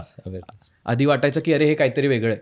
आता बऱ्यापैकी माहिती आहे लोकांना हेअर ट्रान्सप्लांट, आणि हे बघतात तरी ॲटलीस्ट आजूबाजूला. बरं, सेलिब्रिटींनी केल्यामुळे ते अजून जास्त फेमस. बरोबर, त्याची रीच त्यामुळे वाढलेली आहे. तर तुम्हाला आत्ता सध्या परिस्थितीत काय वाटतंय भारताचा सनारिओ हेअर ट्रान्सप्लांट? यस, जर आपण टर्कीसोबत कम्पेअर केलं तर बेसिकली टर्कीचं जिओग्राफिकल लोकेशन खूप छान आहे. म्हणजे युरोप हे 4 तासाच्या फ्लाईटच्या अंतरावरती ऑलमोस्ट सगळ्या कंट्रीज कव्हर करतात. राईट. आणि त्यांनी स्वतःलाच असं प्रमोट केलं की कॉस्ट इफेक्टिव्ह हेअर ट्रान्सप्लांट, म्हणजे जिथे 15 लाख रुपये US लागतात एका नॉर्मल सर्जरीला कमीत कमी ग्राफ्टच्या, ते इथे 3 लाख रुपयापर्यंत होऊन जातं विथ अकोमोडेशन अँड एव्हरीथिंग. आणि geographically they are located at such a place की त्यांना ॲडव्हान्टेज खूप आहे. बरोबर. That is one thing. पण इंडिया डेफिनेटली मला असं म्हणायचं की इंडियातले डॉक्टर हे जगातले सगळ्यात स्किलफुल डॉक्टर असतात. म्हणजे मी ॲज अ डॉक्टर म्हणून बोस्ट करत नाही, पण मी बघितलं आहे भरपूर. म्हणजे मी दुबई पण जाऊन आलो, मी इस्तांबूलला स्वतः गेलो होतो टू सी एक्झॅक्टली ते वेगळं काय करतात. पण जो नंबर आपल्याकडे आहे, आपला इंडिव्हिज्युअलच नंबर लोकसंख्येचा एवढा आणि एवढी बॉल्डनेसचे पॉप्युलेशन आहे की आपला जो एक्सपोजर आहे, आपण जे नंबर ऑफ सर्जरीज करू शकतो ते जगाच्या पाठीवर कुठेच होऊ शकत नाही. सो इंडियन्स सर्जन्स किंवा इंडियन डॉक्टर्स जे आहेत त्यांचा जो एक्सपिरियन्स आहे that is much better than any other doctor in the world. म्हणजे ज्यावेळेस आमच्याकडे कॉन्फरन्सेस होतात त्यावेळेस ते US UK डॉक्टर्स ज्यावेळेस सांगतात त्यावेळेस महिन्यातनं ते 8 ते 10 सर्जरी करतात महिन्यातनं, जे बोलतात त्या विषयाबद्दल जे बोलतात त्यावेळेस. आणि आम्ही कधी कधी दिवसातनं 8 सर्जरी करतो. सो हा डिफरन्स आहे. फक्त आपण लॅक कुठे करतो, डेटा किपिंगमध्ये. Indians are very poor at data. आपण त्यांचं रेकॉर्ड, त्यांचं बाकीच्या गोष्टी, फॉलोअप्स वगैरे ह्या त्या गोष्टींवरती एवढा विचार करत नाही. राईट. आणि आपण त्या पेपर प्रेझेंटेशनमध्ये कमी पडतो. त्याचं एक महत्त्वाचं रिझनही आहे की आपल्याकडे लोड खूप जास्त आहे कामाचा आणि आपल्याकडे ते फॉर्मल एज्युकेशन नाही आहे रिसर्चसाठी. सुरुवातीलाच ते आपल्याला म्हणजे थेसिस पण करतात ना, थेसिस असतं, PhD किंवा डॉक्टरांना थेसिस असतं. बरोबर. तेही कुठून तरी काहीतरी कॉपी केल्यासारखं असतं. स्वतःहून इनोव्हेटिव्ह असं थेसिस फार कमी ठिकाणी होतं, ज्याचा पोटेन्शियली तुम्हालाच उपयोग होऊ शकतो फ्युचरसाठी. येस, म्हणजे ते आपल्याकडे तो फार कमी. तिथे काय म्हणजे फॉरेनला तो एक कल्चर वेगळा आहे की तिथे खाण्यापिण्याचा प्रॉब्लेम कधीच नसतो. म्हणजे त्यांना काय करायचं आहे त्यांना ते सोडल्या जातं मोकळं, तू कर, किती वर्ष लागले तरी हरकत नाही. त्याच्यासाठी ते पॅशनेट असतात. इंडियामध्ये आपला प्रॉब्लेम हा आहे की सगळ्यात पहिले एज्युकेशन झाल्यानंतर घरचेच विचारतात कधी जॉब करशील, कधी न नोकरीला लागशील. आपलं टार्गेटच एज्युकेशनचं नोकरी आहे. सेटल होणे म्हणजे नोकरी करणे म्हणजे सेटल होणे, हेच आपलं टार्गेट आहे. तर त्याच्यातनं आपल्याला ह्या मानसिकतेतनं कधी ना कधी बाहेर पडायला लागेल, जेणेकरून आपण खूप चांगल्या पद्धतीनं इंटरनॅशनल लेवलवरती आपण नवीन इनोव्हेशन आणि रिसर्चवरती काम करू शकतो. सो आपण टर्कीतनं स्टार्ट केला विषय, आपण थोडा दुसरीकडे गेलो, काही हरकत नाही. सो इंडियाला खूप भयंकर पोटेन्शियल आहे. फक्त एवढंच आहे की आपलं इन्फ्रास्ट्रक्चर आणि गव्हर्नमेंट रेग्युलेशन्स आणि थोडंसं मेडिकल टुरिझमकडे बघण्याचा दृष्टिकोन जो आहे तो गव्हर्नमेंटने थोडासा बदलायला हवा. आणि इंडियाला थोडंसं कॉस्मेटिकली प्रोजेक्ट करणं गरजेचं आहे. बरोबर. म्हणजे आपली गरिबी दाखवण्यात येते, आपली ब्युटिफुलनेस किंवा आपलं जे काय एक्सपर्टीज, ते आपलं युजली आपले फॉरेन मीडिया आपलं दाखवत नाही. ते त्यांचं सगळं छान दाखवतं. त्यांच्याकडेही प्रॉब्लेम्स येते पण ते प्रॉब्लेम्स बाहेर येत नाही. आपले फक्त प्रॉब्लेम्स बाहेर येतात, चांगल्या गोष्टी बाहेर येत नाहीत. सो समहाऊ आपल्याला त्या लेवलवरती पण काम करायला लागेल. Being a hair transplant surgeon आणि आपलं ला डेन्सिटीला मी विचार करतोय की अक्रॉस द कंट्री तरी ॲटलिस्ट आपण डेव्हलप करायला पाहिजे, जेणेकरून एक रिलायबल ट्रस्टेड एक ब्रँड तयार होईल इंडियामध्ये की जो 100% रिझल्ट देण्यासाठी कॅपेबल आहे. तसे प्रोटोकॉल्स, तसे प्रोसिजर्स आपण डिफाईन करतो आहोत की कुठेही जरी गेला पेशंट ला डेन्सिटीच्या कुठल्याही सेंटरवरती त्याच लेवलचं त्याला एक्सपर्टीज मिळेल, त्याच लेवलचे रिझल्ट्स मिळतील. So that at least we can compete with the Turkey. जो लेटेस्ट मला असं वाटतं की फिगर्स आहे त्यांचं $2.4 बिलियन बिझनेस एका वर्षामध्ये केलेला आहे फक्त हेअर ट्रान्सप्लांटमध्ये टर्कीने, की they are expecting to double in a next year. So why India is lacking? म्हणजे इंडिया का नाही करू शकत? जर आपल्याकडे तेवढे नंबर ऑफ डॉक्टर्स आहेत, तेवढी एक्सपर्टीज आहे, पेशंट्स आहेत, आपण का करू शकत? फॅसिलिटीजही आहेत. असं नाही की आता इंडिया म्हणजे थर्ड वर्ल्ड कंट्री नाही आहे. आता वी आर आय थिंक 4/5 आहोत आपण याच्या इकॉनॉमीमध्ये. तर आपण करू शकतो. थोडं गव्हर्नमेंटने थोडंसं टॅक्सेशन कमी केलं, याला कॉस्मेटिक न कन्सिडर करता एसेन्शियल ट्रीटमेंटमध्ये टाकलं तर थोडा GST वाचेल, बाकी काही नाही. थोडंसं इन्फ्रास्ट्रक्चरला, तोच पैसा इन्फ्रास्ट्रक्चरला यूज होतो. बरोबर. जेणेकरून आपण अजून ॲडव्हान्स त्याला करता येईल, अजून इक्विपमेंट्सवरती, अजून ट्रेनिंगवरती किंवा अजून चांगल्या क्वालिफाईड डॉक्टर्सवरती आपल्याला काम करता येईल. राईट. आता इंडियामध्ये तेवढे क्वालिफाईड डॉक्टर्स की ज्यांना सर्जरी करण्याची इच्छा आहे यांची संख्या फार कमी आहे. आता वळूया की हेअर ट्रान्सप्लांटेशन नेमकं कसं केलं जातं. हेअर ट्रान्सप्लांटेशन हा एक लेबरस वर्क आहे but with the artistic mind. म्हणजे नॅचरल हेअरलाईन डिझाईन करणे, कोणाच्या चेहऱ्यावरती कुठनं आलेले केस छान दिसतील हे तुमचं अँटिसिपेशन करणं गरजेचं आहे. राईट. असं कुठलंही सॉफ्टवेअर बनलं नाही की ते तिथनं केस टाकल्यानंतर तुमचा कसा लुक येणार हे दाखवतं. असं अजून तरी सॉफ्टवेअर बनलं नाही, बनण्याची शक्यता आहे पण बनलेलं नाही आहे की तो अँटिसिपेट करेल की हा बिफोर असा दिसेल आणि ट्रान्सप्लांट नंतर असा दिसेल, अगोदरच दाखवू शकतं, असं काही बनलेलं नाही आहे. सो याच्यामध्ये हेअर ट्रान्सप्लांटेशनमध्ये आपण ज्याला म्हणतो की मेटिक्युलसनेस खूप आहे, म्हणजे डिटेलिंग खूप आहे. स्टार्ट कुठून करायचं, फ्रंटमध्ये कोणते केस लावायचे, पातळ लावायचे की जाड लावायचे, सिंगल लावायचे की डबल हेअर ग्राफ्ट लावायचे, ह्या सगळ्या डिटेलिंग आहे. फक्त केस काढून पुढे लावणे फक्त ट्रान्सप्लांटेशन नाही आहे. हा एक आर्टिस्टिक जॉब आहे आणि आर्टिस्टिक जॉब करत असताना हा लेबरसुद्धा तेवढाच आहे. एक सर्जरी 7 ते 8 तास चालते. बरोबर. So it requires a team efforts also. So एकटा डॉक्टर एक सर्जरी पूर्ण कधीच करू शकत नाही. त्याला बऱ्याच वेळेस टेक्निशियनचा सपोर्ट लागतो, असिस्टंटचा सपोर्ट लागतो. त्याच्यामुळे काय झालं आहे की ही सर्जरी करायला जे क्वालिफाईड आहेत, डर्मॅटॉलॉजिस्ट आहेत किंवा प्लास्टिक सर्जन आहेत किंवा कौन्सिल ऑफ डेंटल जी आहे इंडियाची, ती MDS मॅक्सिलोफेशियलला सुद्धा परमिशन देते करायला. तर हे लोक 8-8 तास एका सर्जरीसाठी इन्व्हेस्ट करायला तयार नाहीत. तिथे कुठेतरी आपण लॅक कमी पडतोय. आणि मी टर्कीला सुद्धा जाऊन आलो. To be honest I will tell you, grey market टर्कीमध्ये खूप जास्त आहे, दुबईमध्ये पण खूप जास्त. ग्रे मार्केट म्हणजे नक्की काय? ग्रे मार्केट म्हणजे काय, बेसिकली की जिथे क्वालिफाईड डॉक्टर्स सर्जरी करत नाहीत, की जे अपेक्षित आहे, त्याला आपण ग्रे मार्केट असं म्हणतो. आता जर विचार केला आपण तर हेअर लॉस किंवा बॉल्डनेसचा जो क्वांटम आहे तो एवढा जास्त आहे की युजली क्वालिफाईड डॉक्टर तो मॅनेज करू शकणार नाही. त्यामुळे डिमांड खूप जास्त आहे, सप्लाय डॉक्टरांचा कमी आहे, किंवा जे डॉक्टर्स आहेत, डर्मॅटॉलॉजिस्ट असू देत किंवा प्लास्टिक सर्जन असू देत, त्यांना तेवढं करण्याची इच्छा नाही आहे किंवा ते लिमिटेड सर्जरीज तेवढ्याच करू शकतात फक्त. तर मग त्यामुळे काय झालं की टेक्निशियनला डेव्हलप करण्यात आलं या फील्डमध्ये, की सर्जरीचं ड्युरेशन खूप लांब आहे, 7 ते 8 तासाची सर्जरी आहे. तर डॉक्टरांना OPD पण बघायची असते, सर्जरी पण करायची असते आणि फॉलोअप्स घ्यायचे असतात, बरेच बाकीचे मॅनेजमेंटचे इश्यूज असतात. तर एक डॉक्टर सकाळी जर चालू केली 10 वाजता सर्जरी, तर संध्याकाळी 6-7 वाजेपर्यंत त्याची सर्जरी संपणार नाही. तो पेशंट कधी बघणार, बरोबर, बाकीचे फॉलोअप्स OPDचे पेशंट कधी बघणार. त्याच्यामुळे टेक्निशियनवरती डिपेंडन्सी वाढली. जे टेक्निशियन थोडेफार बेटर आहेत त्यांना ग्रूम करण्यात आलं की ते सुद्धा सर्जरी काही सुपरफिशियल सर्जरी आहे, हाय रिस्क काही नाही आहे याच्यामध्ये, जीवाला धोका होण्यासारखं काही नाही. बरोबर. त्यामुळे हळूहळू टेक्निशियननी काम बघत बघत शिकत ते सुद्धा याच्यामध्ये ट्रेन झाले. ठीक आहे. आता ह्याच्यात दोष डॉक्टरांचाच आहे की डॉक्टरांनी त्यांना शिकवलं किंवा करू दिलं, पण डॉक्टरांकडे ऑप्शनही नव्हता. जर सर्जरी करायची असेल आणि पेशंट पण OPD पण बघायची असेल तर त्यांना ऑप्शन दुसरा कोणी नव्हता की तो करू शकेल. किंवा 8-8 तास 10-10 तास किंवा ज्या दिवशी 2 सर्जरी त्या दिवशी 12-12 ते 14-14 तास हे काम करणं. मी तर सर्जरी सकाळी 6 वाजता चालू करून 2 वाजेपर्यंत सुद्धा गेलेलं आहे. दुसऱ्या दिवशी परत सकाळी 6 वाजेपासून सर्जरी केलेली आहे. म्हणजे लोकांचं एवढं डिमांड असतं त्या दिवशी की सुट्ट्यात असतात, कधी त्यांना वेळच असतो म्हणून करायला लागतं. बरोबर. तर ह्या सगळ्या याच्यामध्ये तुम्हाला एक सेकंड लाईन ऑफ ट्रीटमेंट करणारे टेक्निशियन किंवा डॉक्टर्स रेडी करणं गरजेचं पडतं. पण बऱ्याच वेळेस इंडियामध्ये काय की एवढं लेबरच काम बघून युजली फिमेल्स तयारच होत नाहीत आणि डर्मॅटॉलॉजिस्टमध्ये फिमेलचं प्रमाण जास्त आहे. त्यामुळे त्यांना घर असतं, मुलं होतात, नंतर बरेच बाकीच्या पण रिस्पॉन्सिबिलिटीज असतात, त्यामुळे त्यांना ह्या क्षेत्रामध्ये तेवढा इंटरेस्ट नसतो.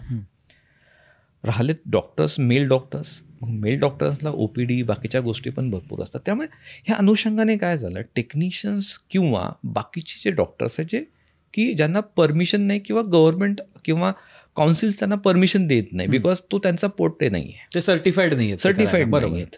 तर त्या लोकांनी सुद्धा हेअर ट्रान्सप्लांटेशनमध्ये उडी घेतली आणि त्यांनी स्वतःचे सेंटर स्टार्ट केले. तर हे ग्रे मार्केटचा हा जो आहे हा ग्रे मार्केटचा.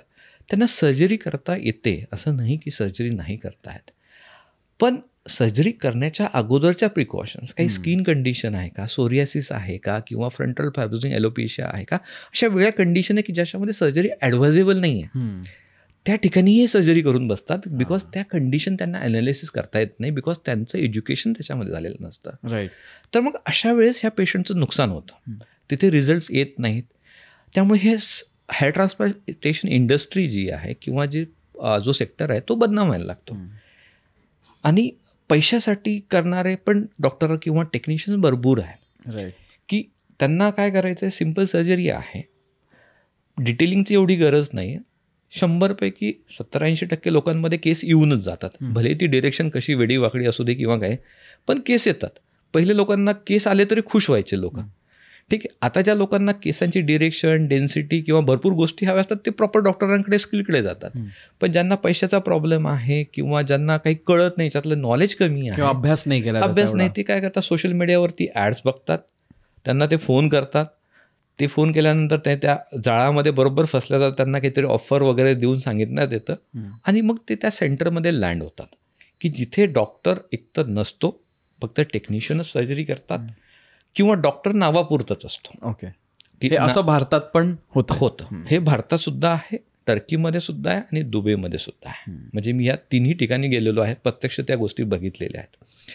सो हे जे ग्रे मार्केट आहे याच्यामध्ये पेशंटच्या जीवाला धोका होण्याची पण शक्यता असते. जर तुम्ही मागे एक दिल्लीमधली घटना ऐकली असेल की त्याच्यामध्ये सलूनमध्ये हेअर ट्रान्सप्लांट झालं होतं.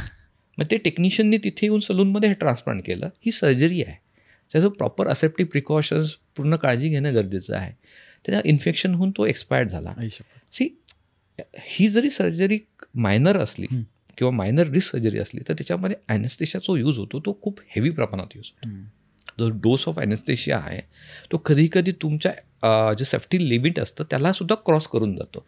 हे जे क्वालिफाईड नाही त्यांना नाही कळू शकत. त्यांना असं वाटतं दुखतंय तर तिथे ॲनेस्थेशिया द्यायलाच पाहिजे, पण किती द्यायला पाहिजे, त्याचं सेफ्टीचं प्रमाण काय हे त्यांना काही कळत नाही. त्यामुळे ह्या लोकांनी सर्जरी करणं कधी कधी पेशंटच्या जीवावर बेततं आणि हे योग्य नाही आहे. त्यामुळं ही ग्रे मार्केट जे आहे हे थांबवलं गेलं पाहिजेत. आणि ज्या लोकांना मे बी इच्छा आहे या ट्रान्सप्लांटच्या क्षेत्रामध्ये येण्याची, त्यांना काहीतरी एक प्रॉपर एज्युकेशन असलं पाहिजेत.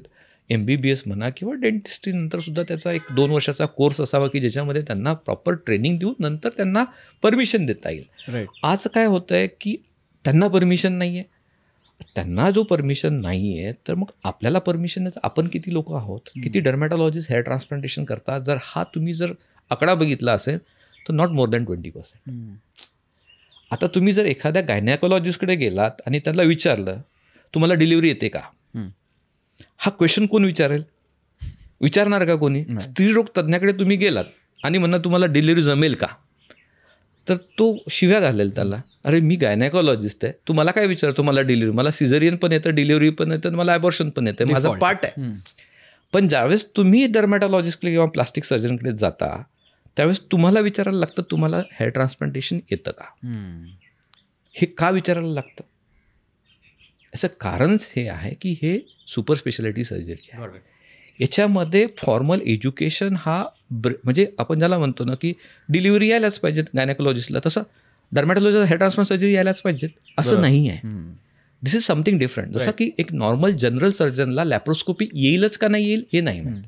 त्याला अपेंडिक्सचं ऑपरेशन येतं पण तो कट करून काढणार, त्याला लॅप्रोस्कोपिक येईल का नाही हे माहीत नाही. हा सुपर स्पेशालिटीचा पार्ट किंवा ॲडिशनल स्पेशालिटीचा पार्ट आहे.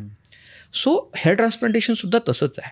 तुम्हाला आय थिंक ह्याच्यात सुद्धा एक लेवल वर जाऊन आता डर्मॅट त्याच्यात परत आपण फिल्टर आउट करून हेअर ट्रान्सप्लांट झालं, आणि त्याच्यात तुम्ही जसं म्हणाले हे स्किल्ड सुद्धा आहे. जशा प्रकारे तुम्ही ते काम करणार आहात तसे तुम्हाला इफेक्ट मिळणार आहेत त्याचे. बरोबर. त्यामुळे आय थिंक मला ह्याच्यात अजून एक सिमिलॅरिटी वाटते. फॉर एक्झाम्पल दुसरा एक क्षेत्रात बघितला पण आर्किटेक्ट्स जे असतात, आता ते आर्किटेक्ट आहेत, स्किल्ड आहेत, आर्किटेक्ट आहेत, पण सगळ्यांचंच डिझाईन आपल्याला आवडेल असं नाही. कारण त्याच्यात पण त्यांची प्रॅक्टिस आणि जसं स्किल्स असतील तसा तो आर्किटेक्ट त्यांच्या कामासाठी फेमस होतो. आय थिंक हा एक वरतून एक तुमच्या ह्याच्यात लेअर आहे की मी हेअर ट्रान्सप्लांट करू शकतोय, हे सगळं फिल्टर आउट होऊन मी आहे, पण त्याच्यात पण माझं काम कसं आहे ह्याच्यावर पण अवलंबून असणार आहे त्याची क्वालिटी आणि येणारे अजून पेशंट्स. म्हणजे हेअर ट्रान्सप्लांटेशन केल्यानंतर ते नॅचरल अनडिटेक्टेबल असायला पाहिजे की म्हणजे मी ट्रान्सप्लांट केलं आहे हे मलाही नाही कळलं पाहिजे आणि पेशंटलाही नाही कळलं पाहिजे आणि त्याच्या आजूबाजूच्या लोकांना पण कळलं नाही पाहिजे यांनी ट्रान्सप्लांट केलं. That is called hair transplantation. कमाल. म्हणजे मी ज्या दिवशी ठरवलं की मी हेअर ट्रान्सप्लांटेशन करेल, मी ह्याच गोलसाठी आतापर्यंत धावतोय की मी कशा पद्धतीने एवढं नॅचरल देऊ शकेल की त्याच्या जवळ दररोज असणारा मनुष्यसुद्धा ओळखू नाही शकला पाहिजे की हे हेअर ट्रान्सप्लांट आहे. सो त्या लेवलवरचं फिनिशिंग किंवा फाईननेस त्या सर्जरीमध्ये गरजेचं आहे. सो त्याच्यासाठी आपण धावतोय सध्या. पण डॉक्टर आत्ता आपण जे ग्रे मार्केटचं म्हटलं की अशा, कारण सप्लाय डिमांडचं थोडं इथे आहे की Yes. डिमांड जास्त आहे, सप्लाय कमी आहे, सर्टिफाईड लोकच कमी आहेत हे करण्यासाठी. Yes. बरोबर. पण ह्या सगळ्या सिनारिओमध्ये तुम्ही आता 2016 ला डेन्सिटीचे सेंटर्स ओपन झालेत, Yes. 7,000 पेक्षा जास्त आपल्या केसेसही झाल्यात. Yes. मग तुम्ही कसा हा विषय हाताळता? कारण तुमचं फॉर एक्झाम्पल आता आपले कुठे कुठे आहेत सेंटर्स?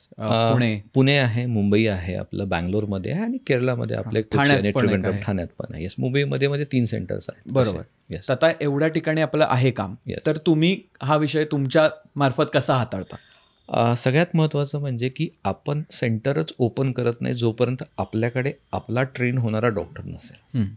आपण डायरेक्ट बाहेरनं म्हणजे इम्पोर्ट करत नाही कोणता डॉक्टर. बरोबर. जोपर्यंत म्हणजे तो हायर करून अपॉइंट नाही करत. कधीच करत नाही. त्याला जोपर्यंत आपल्या इथे आपल्या लेवलचं ट्रेनिंग मिळत नाही तोपर्यंत नवीन सेंटरमध्ये तो डॉक्टर जातच नाही. तो एक तर अंडर ऑब्झर्वेशन असतो, अंडर ट्रेनिंग असतो. असं वाटतं की ज्यावेळेस की हा इंडिव्हिज्युअली सर्जरी प्रॉपर त्या लेवलची करू शकतो त्यावेळेसच त्याला डिप्लॉय केलं जातं एका सेंटरवरती पूर्ण लीड करायला. तोपर्यंत आपण ना टेक्निशियनला आपण कुठे पाठवत, नाही आपण डॉक्टरांना कुठे पाठवत. त्याच्यामुळे मला जर ऑप्शन्स आज जर म्हटलं आपण की फ्रँचायझी मॉडेल ओपन करायचं तर मला फार डिमांड आहे. मी प्रत्येक म्हणजे आपल्या भारतातल्या प्रत्येक मोठ्या सिटीमध्ये आपण फ्रँचायझी देऊ शकतो, पण ते आजपर्यंत आपण केलेलं नाही आहे. त्याचं रिझनच हे आहे की त्या लेवलचं डॉक्टरची एक्सपर्टीज तयार व्हायला कमीत कमी 1 ते 1.5 वर्षाचा कालावधी मिनिमम जातो. म्हणजे जर विचार केला की मला जर सॅटिस्फॅक्शन हवं असेल तर त्या डॉक्टरांना 2 वर्ष माझ्याकडे एवढ्या लेवलवरती काम करायला लागेल जिथे की मी डेली सर्जरी करतो आहे. तर 2 वर्ष लागतील त्याला एकदम चांगल्या लेवलचा हेअर ट्रान्सप्लांट सर्जन बनायला. राईट. बिकॉज हेअरलाईनपासून डेन्सिटीपर्यंत प्रत्येक छोटे छोटे डिटेलिंग असतं. आपण बिअर्ड ट्रान्सप्लांट करतो, मुस्टॅच ट्रान्सप्लांट करतो, आयब्रो पण करतो आणि वरतून आपण मेडिकलीसुद्धा मॅनेज करतो कंडिशन ज्या हेअरफॉल आहेत, बाकीच्या गोष्टी ज्यांना कदाचित मेडिसिनने सुद्धा केस येऊ शकतात. काही कंडिशन डायरेक्टली गरज नसते. जिथं थिनिंग आहे, जस्ट हेअर थिनिंग झालेला आहे किंवा डेन्सिटी कमी झालेली आहे त्याच्यामध्ये सुद्धा ती ट्रीटमेंट. तर हा एक स्पेशालिटीचा भाग आहे. तो एक 6 महिन्यात वर्षभरात तेवढ्या लेवलपर्यंत गेन करणं मला शक्य वाटत नाही. त्यामुळे काही डॉक्टर्स आमच्याकडे येतात जे ऑलरेडी 5-5 वर्षसुद्धा ह्या इंडस्ट्रीमध्ये आहे, तरीसुद्धा त्यांना 6 महिने ते 1 वर्षाचं ट्रेनिंग लागतं बरोबर त्या लेवलपर्यंत पोहोचायला. त्यामुळे कुठेही आपल्या सेंटरमध्ये नवीन मुलं किंवा नवीन डॉक्टर्स हे काम नाही करत. ते कमीत कमी पुण्यामध्ये किंवा कोचीमध्ये ट्रेन केलेले असतात काही वर्ष, त्याच्यानंतरच त्यांना ते सेंटर दिलं जातं. ओके. त्यामुळे आय थिंक ते आपली जी क्रेडिबिलिटी आहे ती इंटॅक्ट राहते. येस. अल्टिमेटली तुम्ही प्रत्येकाच्या लुकसोबत खेळत आहात. For you he might be a 7001 patient, but तुमच्यासाठी तुम्ही एकमेव आहात आणि तुमच्यासाठी तुम्ही सेलिब्रिटी पण आहात, तुमच्यासाठी तुम्ही आयडल पण आहात. खरं. त्याच्यामुळे मला ज्यावेळेस मी कोणताही पेशंट ट्रीट करतो त्यावेळेस त्याला मी समजतो की हाच राजा आहे, यालाच आपल्याला ट्रीट करायचं आहे आणि तशा पद्धतीने त्याला लुक पण द्यायचं आहे. म्हणजे तुम्ही मिडल क्लास आहात किंवा हायर क्लास असा याने काही फरक पडत नाही. मला माहीत आहे तो त्याच्यासाठी किंग आहे. त्यामुळे त्याला आपल्याला तशाच पद्धतीने ट्रीट करायचं आहे. त्यामुळे ज्यावेळेस मी माझ्या डॉक्टरांना ट्रेन करतो त्याच लेवलने ट्रेन करतो की तुम्ही त्याच्या प्रत्येक एका केसांचा हिशोब ठेवा की तो एकसुद्धा केस वाया नाही गेला पाहिजेत. त्याचं रिझन हे आहे की तुमच्या डोक्यावरती जे केस आहेत ते लिमिटेड आहेत. तो अनलिमिटेड सोर्स नाही आहे. तुम्ही जेवढे मागणं काढणार तेवढे ते केस मागे येणार नाही आहेत. राईट. त्यामुळे पुढे लावताना तो एक केस आला पाहिजेत. तुम्ही डॅमेज करतात केस काढताना किंवा लावताना डॅमेज करतात याची पूर्णतः काळजी घेतलीच पाहिजेत. कारण एव्हरी हेअर मॅटर्स ह्याच बेसिक तत्वावरती आपण काम करत आलो. राईट. कमाल. इन जनरलच सोशल मीडियावर काही जसं मगाशी पण सुरुवातीला आपण म्हणालो की बरेचसे प्रॉडक्ट्स आणि प्रोसेसेस सर्व्हिसेस खूप सारं आता आपल्याला दाखवलं जातं किंवा ॲडव्हर्टाइजमेंट त्याची होते. त्याच्यात आय थिंक माझ्यामध्ये निदर्शनास असं पण आलं होतं की बरेचसे ऑइल्स किंवा अशा पद्धतीचे पण सोल्युशन्स खूप प्रमाणात दाखवले जातात. तर अशा सोल्युशनने खरंच बॉल्डनेस कमी होऊ शकतो किंवा हे काम करतं नाही करतं की तुमचं काय ह्याच्याबद्दल मत? नाही, ज्या प्रमाणात त्याचं मार्केटिंग करण्यात येतं त्या प्रमाणात ते काम करत नाही. अशी म्हणजे I am talking about hair oils. Coconut ऑइलबद्दल आपण जर बोलायचं झालं तर कोकोनट ऑइल बेसिकली मॉइश्चरायझेशनचं काम करतं आणि एक यू कॅन से ट्रान्सपोर्टर म्हणून काम करतं. जर आपल्याला काही प्रॉडक्ट ॲड केला आपण कोकोनट ऑइलमध्ये तो स्किनच्या डीप लेअरपर्यंत जाऊ शकतो. पेनिट्रेशनचं काम करतं. बेसिकली व्हेकल म्हणून काम करतं. ओके. राईट. बऱ्याच ऑइल्स जे बनतात त्याच्यामध्ये वेगवेगळे हर्ब्स किंवा आपण त्याला म्हणतो जास्वंद असला, आपला शिकाकाई असेल किंवा कढीपत्त्याची पानं गरम करून आता ह्या आपल्या जुन्या रेमेडीज आयुर्वेदामध्ये आहेत की ज्याने थोड्याफार प्रमाणात याच्यावरती फरक पडतो. म्हणजे हेअरफॉल कंट्रोल थोडाफार होऊ शकतो. पण जर कोणी ऑइल किंवा कोणी मेडिसिन असा दावा करत असेल की टकल्यावरती केस आणून देतो तर ते शक्य नाही. हे मग स्कॅम आहे. हां, तुमचं रॅशनलायझेशन, तुमची ट्रीटमेंट काय रिझल्ट देऊ शकते हे जर क्लिअरली मेन्शन होत असेल तर that is well and accepted. की तुमचं केसांचं मॉइश्चरायझेशन इम्प्रूव्ह होऊ शकतं, थोडाफार केसांना बूस्टिंग मिळू शकेल, थोडेफार जे केस गळत आहेत त्यांना इम्प्रूव्हायझेशन मिळेल किंवा जे थोडेफार पातळ होत आहेत त्यांचं इम्प्रूव्ह होऊ शकतं, लाईक अ मेडिसिन. बट टकल्यावरती केस नाही येणार, 100% नाही येणार. कोणतंही लोशन, कोणतीही गोळी टकल्यावरती केस आणू शकत नाही. ते हेअर रूट्सच नाही. आपण म्हणतो ना, जर बीजच नाही, सीडच नाही तर झाड कुठून येणार. बरोबर. तर ह्या फसव्या असतात. आता एक गंमत सांगतो मी तुम्हाला. माझा एक पेशंट ज्याचं मी ट्रान्सप्लांट केलं ग्रेड 7 म्हणजे पूर्ण टाकला, त्याचा बिफोर आणि आफ्टरचा माझ्या वेबसाईटवरचा फोटो उचलून त्या हेअर ऑइल कंपनीने स्वतःच्या वेबसाईटवर टाकला आणि सांगितलं हे आमच्या हेअर ऑइलमुळे याला केस आले. म्हणजे इथपर्यंत ते स्कॅम करतात लिटरली. तर ज्यावेळेस आम्हाला ते दिसलं आम्ही शॉक झालो. म्हटलं अरे हे काय प्रकार आहे. आमचा ट्रान्सप्लांटचा पेशंट तुम्ही वापरताय म्हणजे कुठल्या लेवलपर्यंत तुम्ही पातळी गाठली आहे तुम्ही तुमच्या मार्केटिंगची. ठीक आहे, जे होतं आहे तुम्ही करू शकता ते दाखवा ना, पण दुसऱ्याचे पेशंट तुम्ही स्वतःला लेबल करून प्रोजेक्ट करताय हे कुठपर्यंत योग्य आहे. राईट. म्हणून आपण पण थोडा अभ्यास केला पाहिजे असे प्रोडक्ट्सवर विश्वास ठेवायच्या आधी. हां, नाही म्हणजे प्रत्येकाचे लिमिट आहे ना. शॅम्पू काय करू शकतो, क्लिन्झिंगचं काम आहे, त्याच्यापेक्षा असं काहीच करू शकत नाही. काय नवीन हेअर रिग्रोथ करत नाही कुठलाही शॅम्पू. राईट. डॅन्ड्रफ असेल तर अँटी डॅन्ड्रफ शॅम्पू तेवढंच काम करणार आहे. आता आजकाल तुम्ही बघितलं असेल की मेडिकेटेड जे शॅम्पू असतात त्याच्यामध्ये अँटी हेअरफॉल लिहून नाही आहेत युजली. ते बंद केलं आहे. आम्ही पण डॉक्टरनी सांगितलं आहे की जे चांगल्या कंपनी तुम्ही ते लिहू नका, कारण की शॅम्पू हा हेअरफॉल कंट्रोल नाही करू शकत. तो फक्त क्लिन्झिंगचं काम करू शकतो. त्याच्यामुळे कुठे ना कुठे हे थांबलं पाहिजेत. जे आजकाल सध्या बरेच स्कॅम चालू आहेत, वेगवेगळ्या नावाने ऑइल तयार करून ते विकत आहेत. राईट. तर त्याचं लिमिटेशन्स आहे. आणि आपण मी डॉक्टर म्हणून लोकांना ते सांगू इच्छितो की विचार करा, डॉक्टरांना भेटा आणि मग ठरवा तुम्हाला काय हवं. ॲज अ सपोर्टिव्ह ट्रीटमेंट म्हणून ठीक आहे तुम्ही घेऊ शकता, बरोबर. पण जर तुम्ही टकल्यावरती केस येण्यासाठी ते ऑइल घेत असाल तर ते तुमच्यासाठी बनलेलंच नाही. त्यामुळे लक्षपूर्वक अभ्यास करून निवड केली गेली पाहिजे. जेव्हा एखादा पेशंट तुमच्याकडे येतो, आपण एक जनरल प्रोसेस जर अंडरस्टँड करायची असेल आपल्याला की काय होतं, एखादी व्यक्ती येते तर मला एक सांगू शकाल ढोबळ की काय काय गोष्टी होतात कन्सल्टेशनपासून? हे सिम्पली 2 कॅटेगरीमध्ये आपण डिव्हाइड करतो.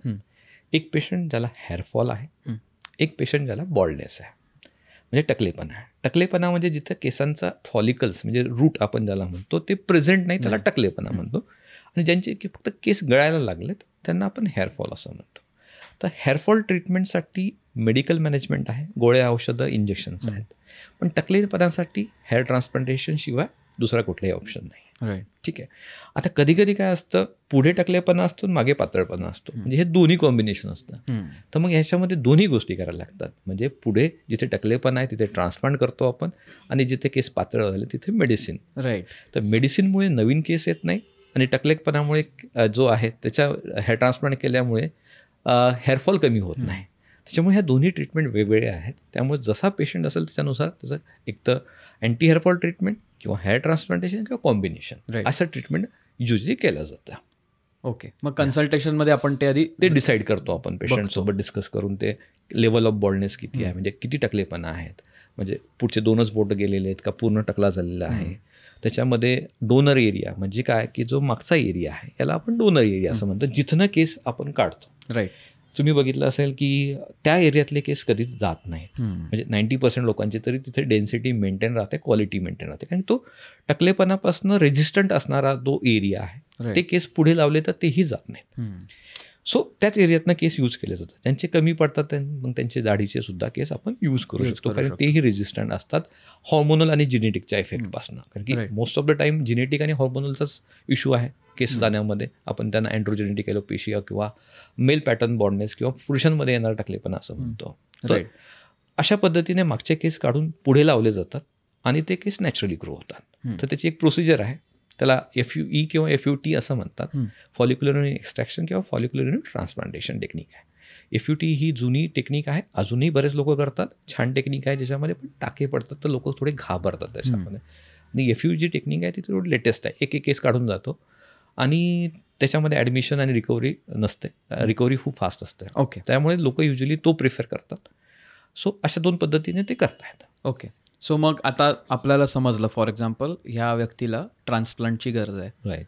मग तुमच्या इथे ती अपॉइंटमेंट बुक होते आणि मग त्याच्या आधी काय मेडिकेशन्स असतील ते प्रिपरेशन. ही एक सर्जरी आहे. तर सर्जरीसाठी अगोदर लागणाऱ्या सगळ्या गोष्टी महत्त्वाच्या. म्हणजे पेशंट हा बॅलन्स स्टेटमध्ये असावा. म्हणजे ती शुगर नॉर्मल असायला पाहिजे, त्याचं BP नॉर्मल असायला पाहिजे, त्याला बाकी दुसरा थायरॉइड किंवा ॲनेमिया किंवा बाकीचे आजार नसावेत.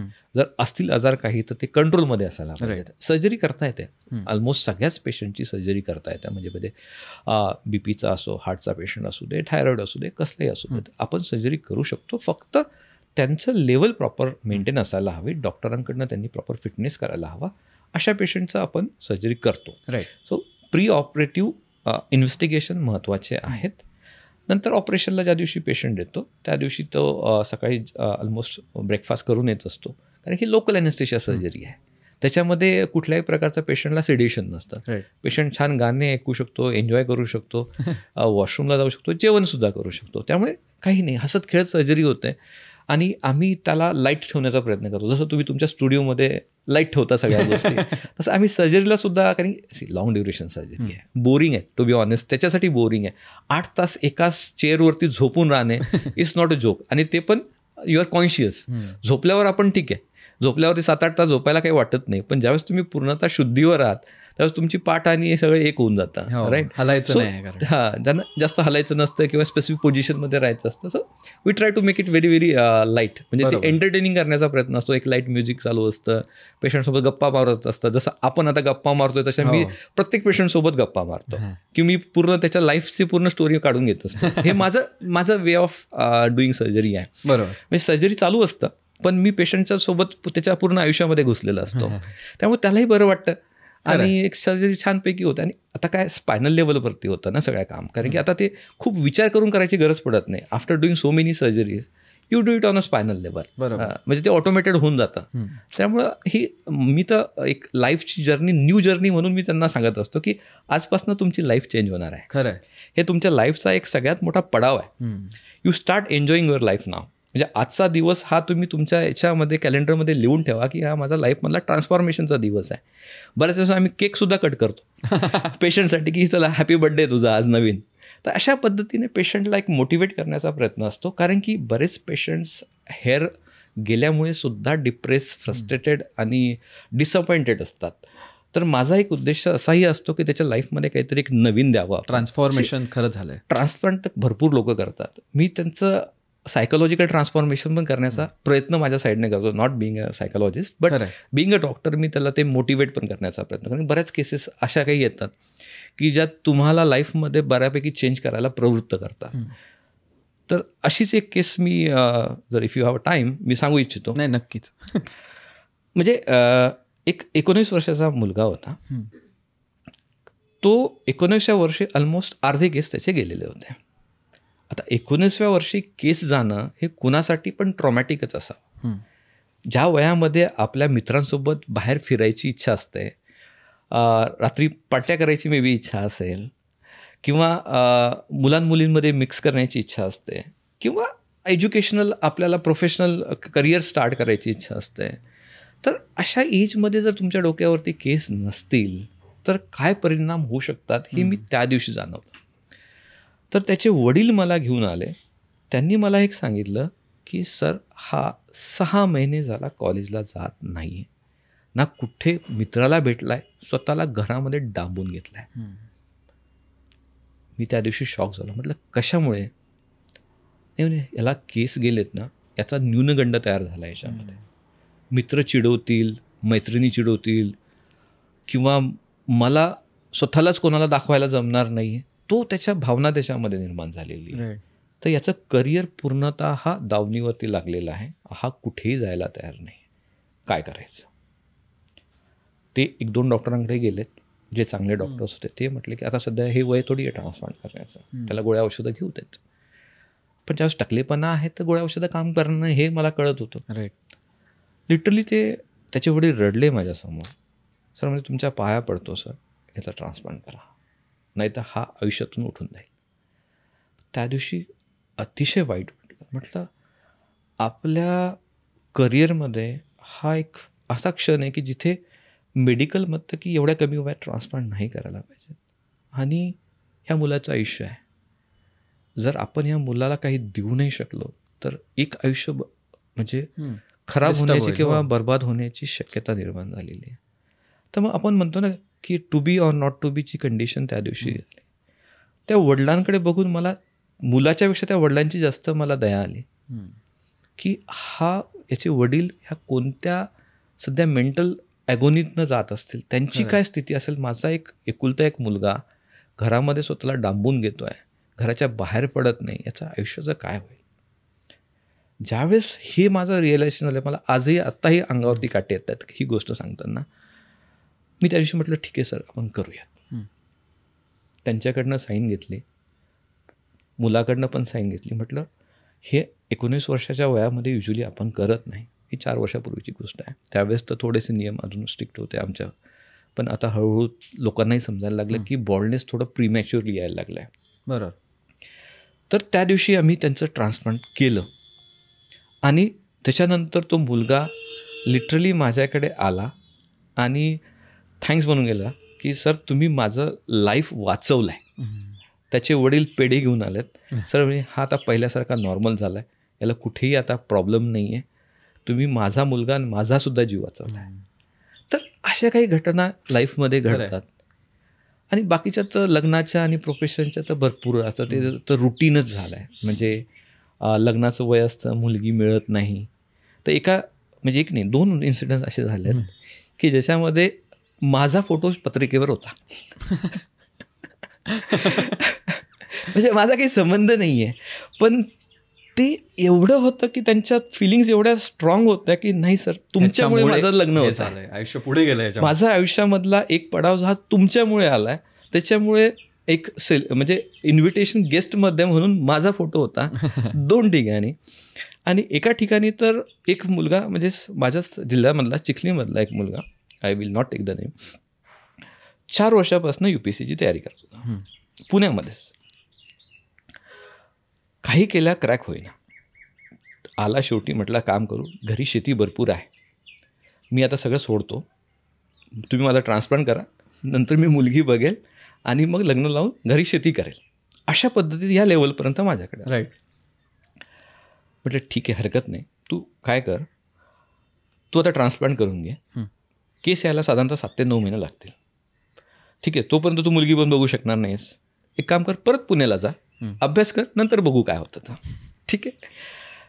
तो पुण्याला गेला, अभ्यास चालू केला आणि त्या अटेम्प्टमध्ये तो क्रॉस म्हणजे क्लिअर झाला, UPSC क्लिअर झाला.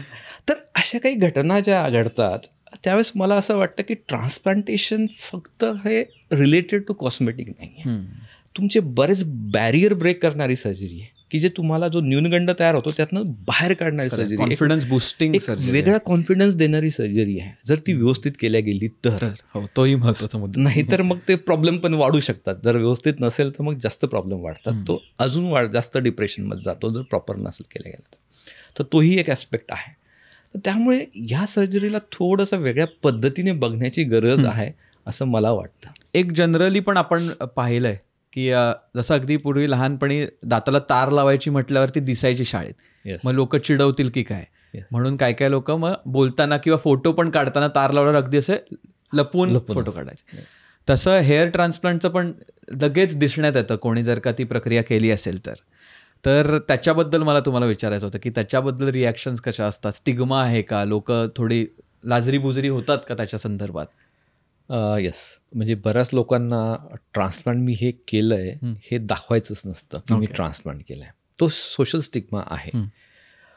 बऱ्याच वेळेस काही लोक विग वापरतात, म्हणजे फॉरेनमध्ये असतात विग वापरतात, इंडियामध्ये येतात, इंडियामध्ये येऊन म्हणतात मला ट्रान्सप्लांट करायचं, माझ्याकडे 1च महिना आहे, 1 महिन्याच्या सुट्टीवरती मी आलो आहे, बट माझ्या ऑफिसमध्ये कुणालाही माहीत नाही आहे की मी ट्रान्सप्लांट केलं आहे. तर ते मला विचारतात मग सर हे कसं मॅनेज करतात. म्हटलं तुम्ही ट्रान्सप्लांट केलं आहे तर तुमची प्रोग्रेस दिसणारच आहे की आता केस हळूहळू वाढायला लागतील, गळतील, परत येतील. तो एक फेज आहे, त्या फेजमधून जावं लागेल. तर सोशल स्टिग्मा आहे. मी त्या लोकांना असं म्हणतो की तुम्ही एक काम करा, 6 महिने तुम्ही ट्रिमच लुक ठेवा, ते केस ट्रिम करत राहा, जेणेकरून ज्यावेळेस सगळे केस एकसाथ वाढायला लागतील त्यावेळेस सगळ्या लोकांना समजेल की तुमचे केस पहिल्यासारखे परत येत आहेत. राईट. तर तो एक स्टिग्मा आहे. बरेच लोक त्यांचे फोटोसुद्धा आपण बिफोर आफ्टर दाखवतो युजली बऱ्याच पेशंटचे की असं तुमचा ग्रेट बॉल्डनेस आहे, तुम्ही झाल्यानंतर असं दिसणार. तर तेही लोक ते अलाउ करत नाही, कारण की बॉल्डनेस हा त्यांच्या मनामध्येच न्यूनगंड तयार करतो. राईट. त्यामुळे ते अफ्रंटली त्याच्याबद्दल बोलत नाही. बरेच लोक असे असतात की ते खूप हेल्दी असतात, म्हणजे ते म्हणतात बिंदास शेअर करा, मला फरक पडत नाही, मी बॉल्ड होतो, आज मला केस आले, it's a normal process. Right. Baldness काही माझा काही गुन्हा नाही आहे, मी बॉल्ड झालो होतो, माझ्या फॅमिलीमध्ये कोणीतरी होतं, त्याचे जीन्स माझ्यामध्ये आले, मी बॉल्ड झालो, पण मी परत ट्रान्सप्लांट पण करून घेतलं. तर आय एम प्रो ना, मला काही प्रॉब्लेम आहे तर मी ट्रीट करतोय, तो आय कॅन शो दॅट. म्हणजे ते म्हणतात की बिंदास दावा, मी तुम्हाला टेस्टिमोनियल पण द्यायला तयार आहे, व्हिडिओ टेस्टिमोनियल. तर 2 प्रकारचे मेंटॅलिटीचे लोक आहे, पण 90% लोकांना दाखवायचं नसतं. 10%च लोकांना ते म्हणतात की तुम्ही दाखवू शकता, काही प्रॉब्लेम नाही आहे, लोकांना माहिती आहे मी कसा आहे. राईट. पण कधी कधी असंही होतं की त्यांचं ट्रान्सफॉर्मेशन बघून, म्हणजे फक्त हे हेअर ट्रान्सफॉर्मेशन होत नाही. मी तुम्हाला काही फोटोग्राफ्स पर्सनली शेअर करेल काही पेशंटचे, ज्यावेळेस ते ट्रान्सप्लांट करतात ना, त्यांची पूर्ण बॉडी पण ट्रान्सप्लांट करतात. म्हणजे ते छान जिमला जातात, डाएट इम्प्रूव्ह करतात आणि पर्सनॅलिटीमध्ये एवढे छान चेंजेस होतात ना की ते स्वतः नंतर येतात, सर यू कॅन शो मी. म्हणजे त्यांच्यामध्ये एवढा कॉन्फिडन्स येतो की त्यांना असं वाटतं की आता हे ट्रान्सप्लांट पण दाखवलं तर काही फरक पडत नाही मला. राईट. कारण ओव्हरऑलच त्यांचं ग्रोथ होते. म्हणजे हा एक जो पॉईंट आहे ना, हा एक पुशिंग पॉईंट. हेअर ट्रान्सप्लांटेशन तुमच्या लाईफमध्ये ना फार गोष्टी चेंज करू शकतो.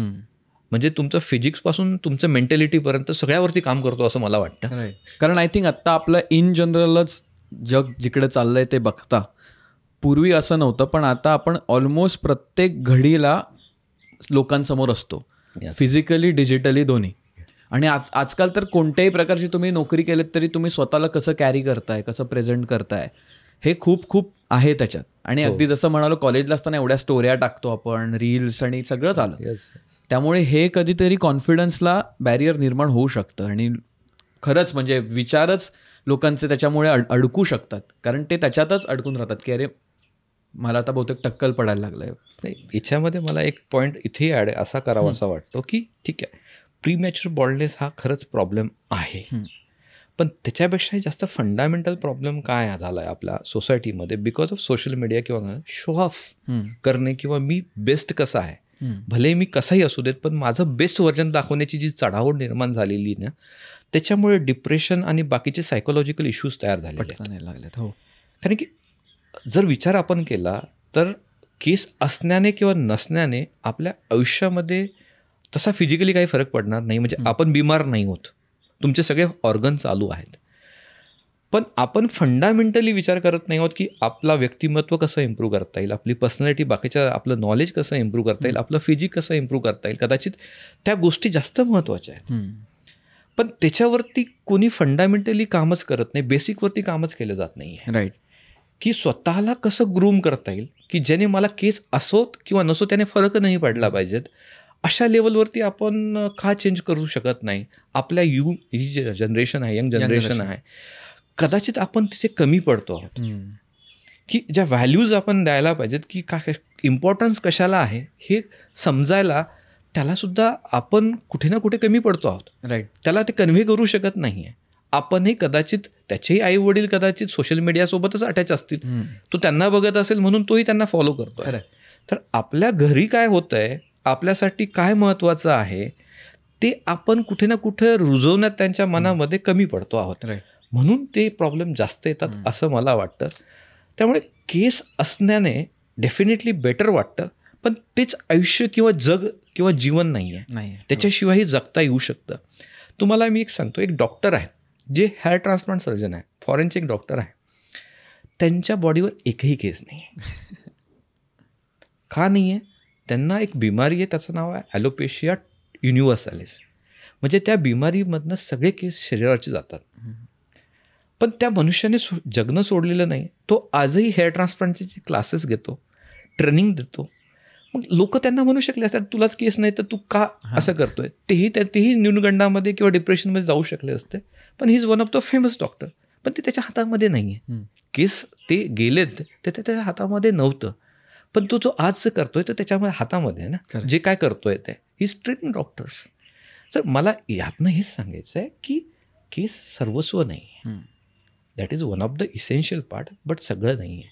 जर तुमच्याकडे नसतील तर बेटर आहे तुम्ही बाकीच्या गोष्टींना अपलिफ्ट करा.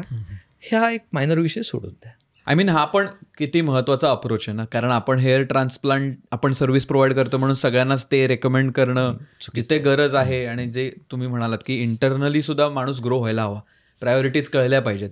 आणि लहान मुलांना सुद्धा. तर ते I think that is also very important, कारण ती ऑनेस्टी पण हवी आहे जगात. म्हणजे आपण जो बेसिक एम होता किंवा जे बेसिक्स ऑफ ला डेन्सिटी आहे ते 100% कस्टमर सॅटिस्फॅक्शन फर्स्ट आणि बाकीचं नंतर सगळं. जर आपण त्या मनुष्याला काहीतरी आपण व्यवस्थित काहीतरी रिझल्ट देऊ शकत असू तरच सर्जरी करायची, नाही तर करायची नाही. हे सगळ्या डॉक्टरांना आणि सगळ्या आमच्या मॅनेजमेंटला सांगितलेलं आहे. मला 0 कंप्लेंट्स हव्यात की मला माझं सॅटिस्फॅक्शन नाही झालं सर्जरीनंतर, किंवा मला अमुक सांगण्यात आलं आणि मला ते डिलिव्हर करण्यात नाही आलं. तुम्ही अंडर डिलिव्हरी कमिटमेंट करा, ओव्हर कमिटमेंट करू नका. हे पहिलेच सांगण्यात येतं. जेणेकरून कसं असतं कधी कधी शक्य पण नाही होत पूर्ण कव्हर करणे, बिकॉज तेवढा डोनर नसतो, मागच्या साईडला तेवढे केस नसतात. त्याच्यामुळे कधी कधी त्या गोष्टी होत नाही. तर ते अपफ्रंटनी सांगणे किंवा क्लिअर समजून सांगणे, आणि जर तो रेडी असेल तरच पुढे सर्जरीला जाणे, नाही तर जाणे नाही. हे आपण तत्व पहिल्यापासून सांभाळत आलेलो आहोत. ह्याच्यात काही लिमिटेशन सुद्धा असतात सर्जरीत? लिमिटेशन्स म्हणजे काय असतं की एक्सपेक्टेशन्स वर्सेस रिॲलिटी ही सगळ्यात महत्त्वाची बाब आहे. म्हणजे कसं आहे की तुम्हाला जे 16व्या 15व्या वर्षात जे काही केस असतील, जी डेन्सिटी दाट असेल, ती तुम्हाला हेअर ट्रान्सप्लांटेशन एका सेशनमध्ये युजली देऊ शकत नाही जर तुमचा डोनर एरिया चांगला नसेल तर. कसं असतं की आपण एका स्क्वेअर सेंटीमीटरमध्ये किती केस लावतो त्याच्यावरती तुमची डेन्सिटी डिफाईन करतो. तर एका ग्राफमध्ये, म्हणजे जो आपण झुपका म्हणतो केसांचा, त्याच्यामध्ये 2 ते 3 केस असतात. आणि आपण जर 50 ग्राफ्ट एका स्क्वेअर सेंटीमीटरमध्ये लावले तर ॲव्हरेज ऑफ 2.5, तर 120-125 केस येतात की जे तुम्हाला नॅचरल डेन्सिटी देऊ शकतात 1 सेंटीमीटर बाय 1 सेंटीमीटर 1 सेंटीमीटर 1 स्क्वेअरच्या बॉक्समध्ये. पण जो एखादा मनुष्य आहे त्याच्या एका ग्राफमध्ये, त्या झुपक्यामध्ये एकच केस आहे, तर त्याला ते 50च कॉन्सन्ट्रेशन किंवा 50चीच डेन्सिटी मिळणार आहे. तर याच्यामध्ये डॉक्टर वेगळं काही करू शकत नाही, पहिली गोष्ट. दुसरी गोष्ट, काही लोकांचे केस खूप पातळ असतात, पण त्यांनी एरिया कमी कव्हर होतो, त्यामुळे ती डेन्सिटी तेवढ्या लेवलपर्यंत येऊ शकत नाही. तर मग अशा वेळेस कधी कधी सेकंड ट्रान्सप्लांटची गरज पडते जर पेशंटची इच्छा असेल अजून डेन्सिटी वाढवण्यासाठी. तर तुम्ही बघितलं असं सेलिब्रिटींना सुद्धा 2-2, 3-3 ट्रान्सप्लांटेशन करायला लागतात, because they are under lights. आणि लाईट्समध्ये एकदम दिसायला येतं ना, बरोबर, आणि कॅमेरेज एवढे हाय डेफिनेशन असतात की सगळं दिसतं. So they also have to go under multiple transplants. Okay, असं करायला लागतं. तर तिथे कुठेतरी एक्सपेक्टेशन आणि रियालिटी हे जर व्यवस्थित सांगण्यात आले की तुझं एक्सपेक्टेशन्स आहेत पण रियालिटीमध्ये हे आहे, पूर्ण टाकलं आहे आणि मागे फक्त 2 बोटांचीच पट्टी उरलेली आहे, तर कसं शक्य आहे पूर्ण कव्हर करणं? तर मग एक तर पेशंटला सांगणं की हे शक्य नाही पूर्ण कव्हर करणं, तरी जर त्यांची इच्छा असेल पेशंटची की सर्जरी करायची, तर मग आपण त्या अपेक्षा त्यांना कमी करून करू शकतो. तर जिथे कुठे हा बिझनेस मॉडेल अस्तित्वात येतो तिथे ह्या गोष्टी कुठेतरी बायपास केल्या जातात. कर डालेंगे, करून घेऊया, येथील छान रिझल्ट, अशी गॅरंटी घेऊया, असं तसं बऱ्याच काही गोष्टी सांगण्यात येतात, जेणेकरून तो पेशंट तुमच्या ट्रॅकमध्ये येईल आणि सर्जरी करेल. आणि त्याच्यानंतर त्यांच्याकडे ती हँडल करण्यासाठी स्पेशल वेगळी टीमच असते अशा लोकांकडे. पण आपल्याला मानसिक शांतता हवी असते. माझा पहिल्यापासून तोच आहे की ट्रस्ट आणि रेफरल्स. जर मी तुमची छान सर्जरी केली तर तुम्ही मला 10 पेशंट ओढून आणणार आहात. तर ह्याच तत्वावरती आपण आतापर्यंत प्रॅक्टिस करत आलो आहोत. सो सॅटिस्फॅक्शन रेशोचा जर विचार केला तर तुम्ही माझे गुगल किंवा माझे पेशंटचे रिव्ह्यूज बघितले तर आपण तो विषय चांगल्या पद्धतीने हँडल करतो, कारण की पहिलेच अपफ्रंटला एक्सप्लेन करतो, त्याच्यामुळे ते डिसॅटिस्फॅक्शन हे होत नाही. एक्सपेक्टेशन मॅनेजमेंट व्यवस्थित कारण की आपण एक्सप्लेन केलेलंच आहे सुरुवातीला, सगळ्या गोष्टी समजून सांगितलेल्या आहे. इच्छा असेल तर करा, नाही तर नाही केलं तरी काय जीव थोडी जाणार आहे. राईट. ही काही इमर्जन्सी सर्जरी नाही आहे, बरोबर. त्याच्यामुळे नाही केलं तरी काही फरक पडत नाही. बाकीचेही ऑप्शन असू शकतात तुमच्यासाठी. तो हेअर पॅच, हेअर विक वापरू शकता तुम्हाला जर हवे असेल तर आपण बाकीच्यासाठी पण त्यांना आपण मार्गदर्शन करू शकतो. येस. तर आणि मला हा अजून एक प्रश्न होता. साधारणपणे फॉर एक्झाम्पल आता जे लोक जसं म्हणालं लाईमलाईट समोर असतात किंवा ज्यांचा पीपल फेसिंग जॉब आहे, ज्यांना सारखं फेस करायला लागतं, त्यांच्यासाठी केस हा एक मूलभूत घटक असू शकतो. काही काही लोकांचा कॉन्फिडन्स त्याच्यावर डिपेंडंट असू शकतो. तर साधारणपणे कधी आपण अप्रोच केला पाहिजे हा विषय, की कधी वाटायला लागलं की अरे माझे थोडे जायला लागलेत, कोणत्या स्टेजला आलेलं चांगलं आहे तुमच्या मते? ओके, मी एक सिम्पल सगळ्यांना सांगत असतो की जोपर्यंत तुमचे केस वाढवून तुमचा टकलेपणा झाकता येतो तोपर्यंत ट्रान्सप्लांट करू नका. ज्या दिवशी तुम्हाला असं वाटेल की माझे केसांची स्टायलिंग थोडी चेंज करून पण माझा टकलेपणा झाकत नाही, त्या दिवशी आपण हेअर ट्रान्सप्लांटेशन करायला हरकत नाही. आता मी टेक्निकली बोलायला गेलो तर मग आमच्याकडे ग्रेड्स असतात, ग्रेड 1 to ग्रेड 7. तर आम्ही ग्रेड 2च्या पुढे ज्यांचे काही बॉल्डनेस असेल त्यांना सांगतो की तुम्ही सर्जरी करा. ज्यांचे ग्रेड 2च्या कमी आहे त्यांना सांगतो मेडिसिन्स आणि तुम्ही हेअरस्टायलिंग चेंज करून करू शकता. सो सिम्पल फंडा, इकडे तिकडे केस करून जर होत असेल झाकणं तर करू नका. ज्या दिवशी वाटेल की ते शक्यच होत नाही त्या दिवशी ट्रान्सप्लांट. बेसिकली इम्पॉर्टंट काय आहे, तुमचं प्रोफेशनल रिक्वायरमेंट काय, ते सगळ्यात महत्त्वाचं आहे. If somebody is a hero for the movie, actor आहे, तर आपल्या मनामध्ये ॲक्टरची जी इमेज आहे, राईट, की छान केस, छान बॉडी, ही सगळी जी इमेज आपण तयार केलेली आजकाल तरी, ॲटलिस्ट पहिल्या काळामध्ये तसं फारसं नव्हतं, पण आजकालच्या याच्यामध्ये तर आपला तो सगळं असला पाहिजे, आयडियल इमेज जे म्हणतो आपण ती. तर त्यांची ती रिक्वायरमेंट त्यांच्या स्क्रिप्टची असते किंवा त्यांच्या इमेजची असते. तर त्यावेळेस कदाचित कधी कधी काही लोकांना आम्हाला अर्ली स्टेजेसमध्ये सुद्धा ट्रान्सप्लांट करायला लागतं, looking at his professional requirement. Right. असं नाही की त्याला काही प्रॉब्लेम आहे म्हणून, पण प्रोफेशनली ते रिक्वायर्ड असतात. पण नॉर्मल माणसासाठी जे मी बोललो ते नॉर्मल माणसासाठी आहे, की ज्याला कॅमेऱ्यासमोर नाही जायचं आहे पण त्यांना थोडं छान पण दिसावं असं वाटतं, तर मग त्यांनी थोडंसं एक ग्रेड 2 नंतर किंवा ज्यावेळेस शक्य होत नाही बॉल्डनेस कव्हर करणं त्यावेळेस करायला हरकत नाही. राईट. मस्त. तुम्ही एक क्लिनिक चालू करून पुण्यात ते व्यवस्थित फ्लोमध्ये आल्यानंतर त्याच्यावरही एक बिझनेस बिल्ड होऊ शकला असता किंवा होतो. आणि त्यांनी पण वर्ड ऑफ माउथ आणि चांगलं काम असल्यावर अजून आपल्याला एन्क्वायरीज येत राहतात. पण ते एक लिमिटेशन न ठेवता तुम्ही वेगवेगळे सेंटर्स ओपन केले, तुमचे स्वतःचा एक SOP म्हणजे एक प्रॉपर एक प्रोटोकॉल तुम्ही डिझाईन केला. जसं तुम्ही म्हणालात तुम्ही एक्सपर्टना पण ट्रेन करता नंतरच डिप्लॉय करता, हे सगळं तुम्ही इन प्लेस चालू केलं आणि बिझनेस एक्सपान्शन केलं. एक्सपर्ट म्हणून, एक स्पेशलिस्ट म्हणून, डॉक्टर म्हणून एक प्रॅक्टिस करणं एक वेगळं आहे, काय म्हणतात, स्किल सेट आहे. पण तो एक्सपान्शन करणं, त्याचा एक बिझनेस चांगल्या प्रकारे बिल्ड करणं हा एक वेगळा स्किल सेट आहे. तर तुम्हाला ते का करावं असं वाटलं आणि तुम्ही ती कशी त्याला सुरुवात केली? कारण हे माझ्यासाठी पण फार क्युरिओसिटी क्वेश्चन आहे. एक्सपान्शन ला डेन्सिटीचं जे झालं ते मला असं वाटतं की कोविडमुळे झालं आहे. ओके. आणि त्यातनंच एक वेगळ्या प्रकारची एनर्जी मिळाली की आपण जर देवाने आपल्याला काहीतरी दिलं आहे तर आपलं ऋण आहे समाजासाठी फेडण्याचं, की जर कुठे काही चुकीचं घडतं आहे तर आपण जर होऊ शकत असेल तर आपण ती गोष्ट करेक्ट करायला पाहिजे. माझ्याकडे केरनातनं ज्यावेळेस मला वाटतं मार्चमध्ये लॉकडाऊन लागलं 2020मध्ये आपल्याकडे, तर माझ्याकडे केरळ, जे की आपल्यापासून कितीतरी किलोमीटर, 3000 किलोमीटर दूर असावं कदाचित, तर तिथनं पेशंट यायचे सर्जरीसाठी.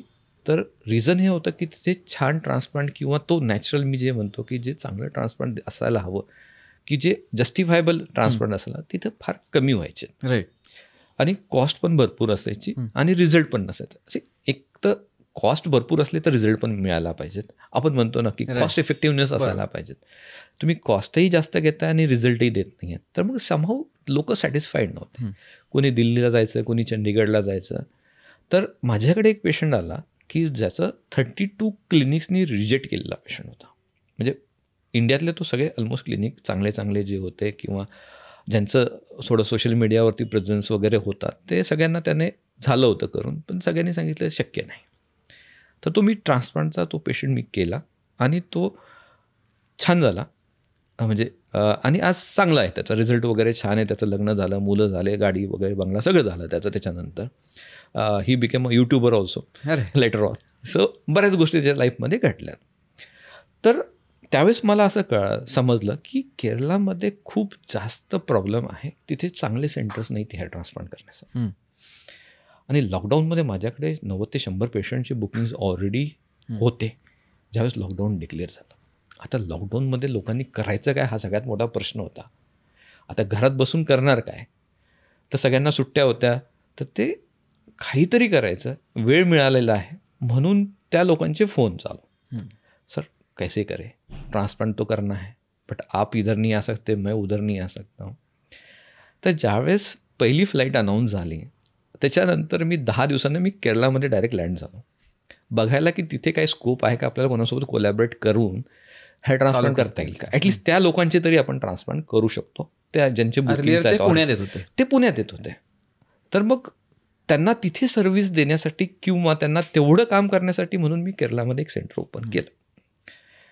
आणि त्याच्यानंतर जे समजायला आलं किंवा ज्याचे इनपुट्स मिळाले की हा प्रॉब्लेम सगळीकडेच आहे, तर मग अशा पद्धतीनं आपण टीम बिल्ड करून डॉक्टरांना ट्रेन करून ग्रॅज्युअली आपण 6 महिन्यात वर्षभरामध्ये एक सेंटर आपण असं ओपन करू शकतो की जिथे गरज आहे तिथे आपण टाकायचं.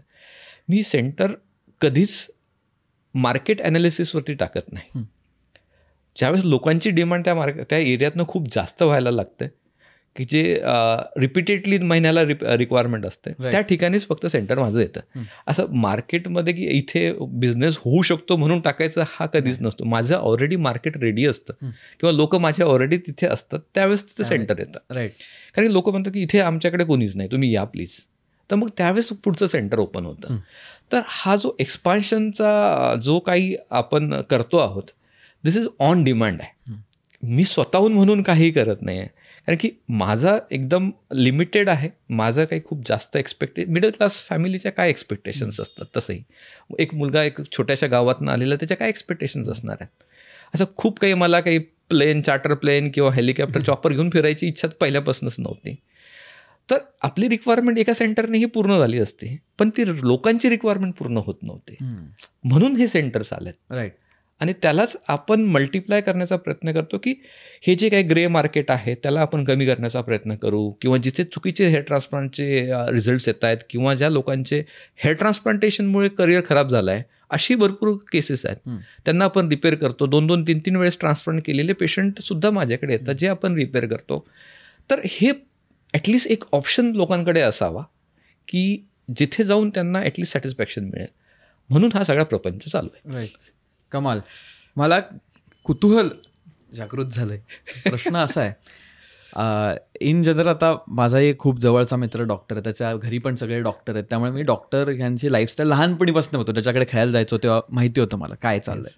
खूप धावपळ असते, पेशंट येतात, ओपीडी असतं आणि काय काय, मग ऑपरेशन थिएटर असेल तर मग त्याचं वेगळं काय काय झोन असतो एक, एवढी गडबड असते. ती गडबड तुमच्या इथेही असणारच आहे, तशी पुण्यात होती. मग तुम्ही हे सगळं एक्सपांड पण करायला लागलात आणि हे सगळं होते. ओके. तर माझं असं अझम्पशन आहे फ्रॉम आउटसाईड की खूप व्याप असतो. पीपल मॅनेजमेंट आता वाढलं असणार आहे, कारण एवढ्या ठिकाणी आपण पोचलो आहे. मग ती क्वालिटी मेंटेन करणं असेल, मग त्याचे सगळे स्टँडर्ड्स व्यवस्थित असणं, प्रॅक्टिसेस व्यवस्थित झाल्या पाहिजे, सगळ्याचा लोड असतो. हे सगळं करत असताना हे नवीन नवीन आयडियाज कशा येतात, त्याच्यासाठी तुम्ही काय करता? तुम्ही ब्रेक घेता का? विचार कधी करता या सगळ्या गोष्टींचा? कारण आपण एकामागोमाग एक काम करायला लागलो तर नवीन विचार करायला काय काय वेळ नसतो आपल्याकडे. तर तुम्ही पर्सनली हे कसं करता? कुठे ना कुठे फॅमिली लाईफ हॅम्पर होतं याच्यातनं. Okay. To be honest with you, की सकाळी ओटीमध्ये गेल्यानंतर संध्याकाळच होते ओटीच्या बाहेर यायला, त्याच्यानंतर OPDs आणि बऱ्याच गोष्टी असतात. स्वतःच्या रिसर्चसाठी किंवा स्वतःसाठी पण वेळ काढायचा असतो. तो वेळ जो भेटतो तो कुठे ना कुठे फॅमिलीसोबत जो असतो तो आपला कॉम्प्रोमाइज होतोच. ठीक आहे. तर त्याच्यासाठी आपण जे चालू केलं आहे की नवीन लीडर्स तयार करायचे. एक देवाची कृपा माझ्यावरती म्हणा की मला चांगले लोक मिळत गेलेत, जे लॉयल्स माझ्यासोबत बऱ्याच वर्षापासून आहेत. काही काही मुलं 10-10 वर्षापासून माझ्यासोबत आहेत, जे टेक्निशियन्स आहे, काही डॉक्टर्स आहेत की ते आहेत. आता माझी एक जनरेशन आहे, आता सेकंड जनरेशन आहे, तर त्यांना आपण तयार करतोय जेणेकरून ला डेन्सिटी जे आहे त्यांना ते पुढे नेऊ शकले पाहिजेत. म्हणजे माझं असं म्हणणं नाही की मीच किंवा माझ्याच मुलांनी ला डेन्सिटी पुढे न्यावे, पण जे कोणी इलिजिबल असेल, जो कोणी डॉक्टर माझ्याकडे आता पहिल्यापासून आहे, तो जर पुढे नेऊ शकत असेल तर व्हाय नॉट. त्यामुळे एक सेकंड जनरेशन लीडर्स की जे ह्याच क्वालिटीचे नवीन लोक तयार करतील, ह्याच लेवलचे रिझल्ट देतील, असं एक फौज तयार करण्याचा प्रयत्न चालू आहे, जेणेकरून कुठेतरी ला डेन्सिटी शेवटपर्यंत टिकून राहील आणि त्याचे रिझल्ट्स आणि नावही टिकून राहील. याच्यासाठी प्रयत्न भरपूर चालू आहेत.